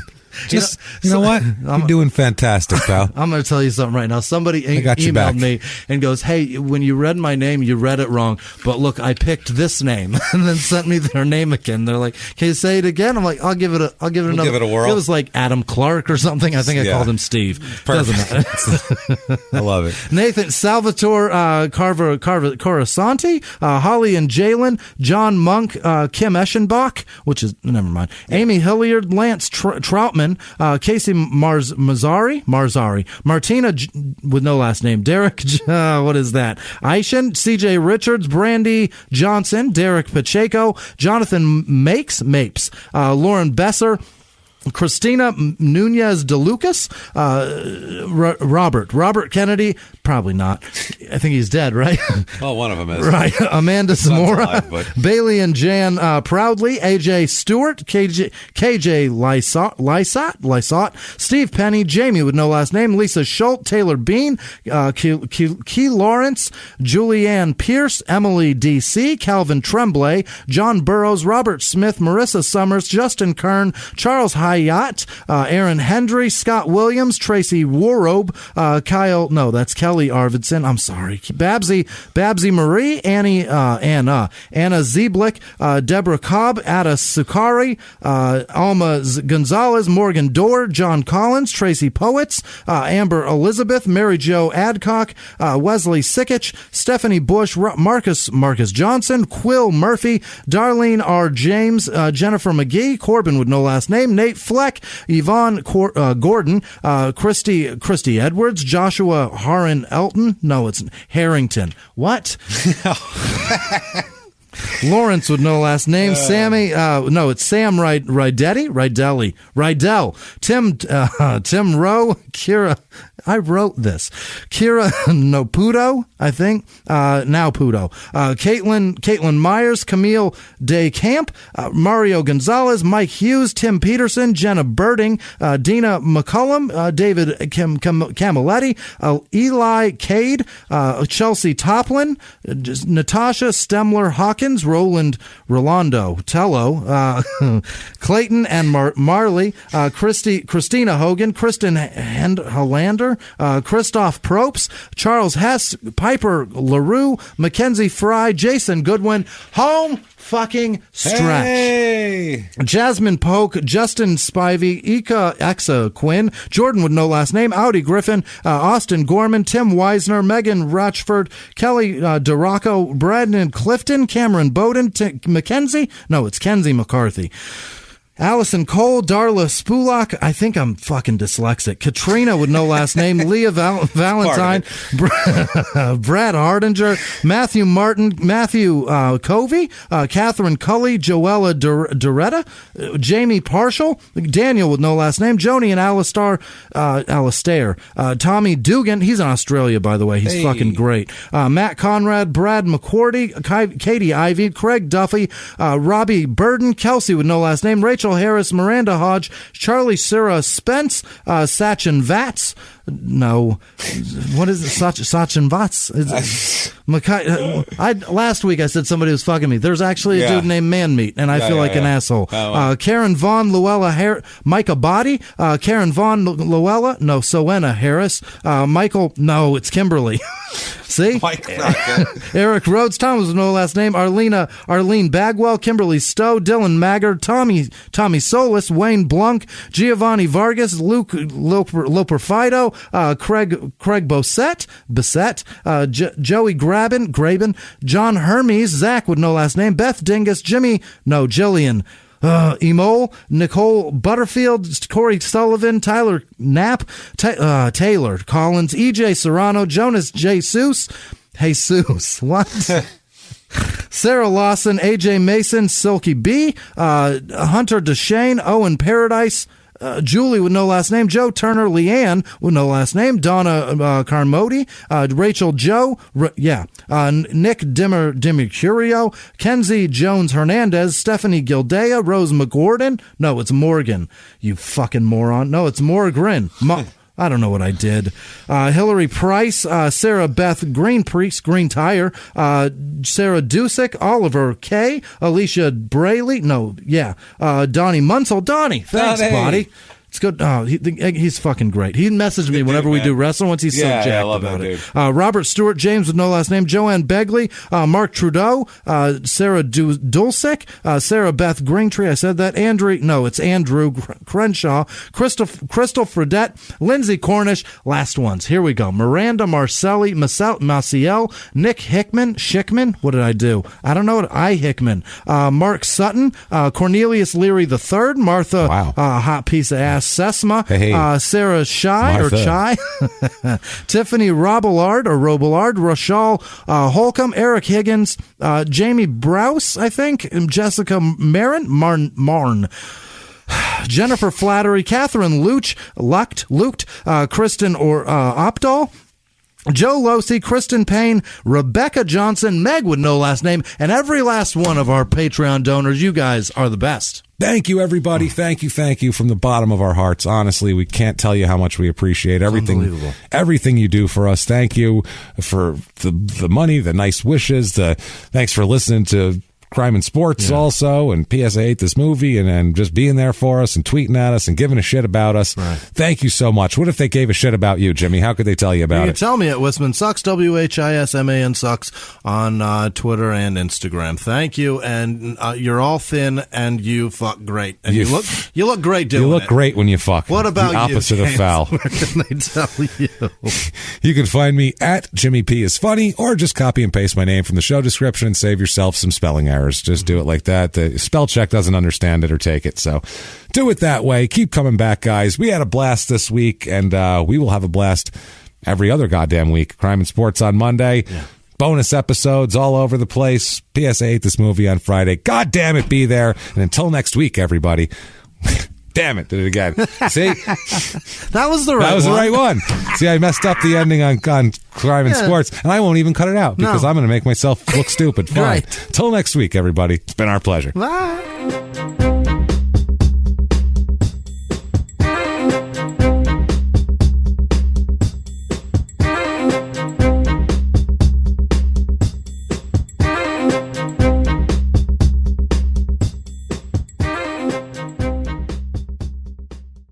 like Small Town Murder, you can listen early and ad-free now by joining Wondery Plus in the Wondery app or on Apple Podcasts. Prime members can listen early and ad-free on Amazon Music. Before you go, tell us about yourself by filling out a short survey at Wondery.com/survey. He was hip-hop's biggest mogul, the man who redefined fame, fortune, and the music industry. The first male rapper to be honored on the Hollywood Walk of Fame, Sean Diddy Combs. Diddy built an empire and lived a life most people only dream about. Everybody know ain't no party like a Diddy party, so. Yeah, that's what's up. But just as quickly as his empire rose, it came crashing down. Today I'm announcing the unsealing of a 3-count indictment, charging Sean Combs with racketeering conspiracy, sex trafficking, interstate transportation for prostitution. I was up. I hit rock bottom, but I made no excuses. I'm disgusted. I'm so sorry. Until you're wearing an orange jumpsuit, it's not real. Now it's real. From his meteoric rise to his shocking fall from grace, from law and crime, this is the rise and fall of Diddy. Listen to the rise and fall of Diddy exclusively with Wondery Plus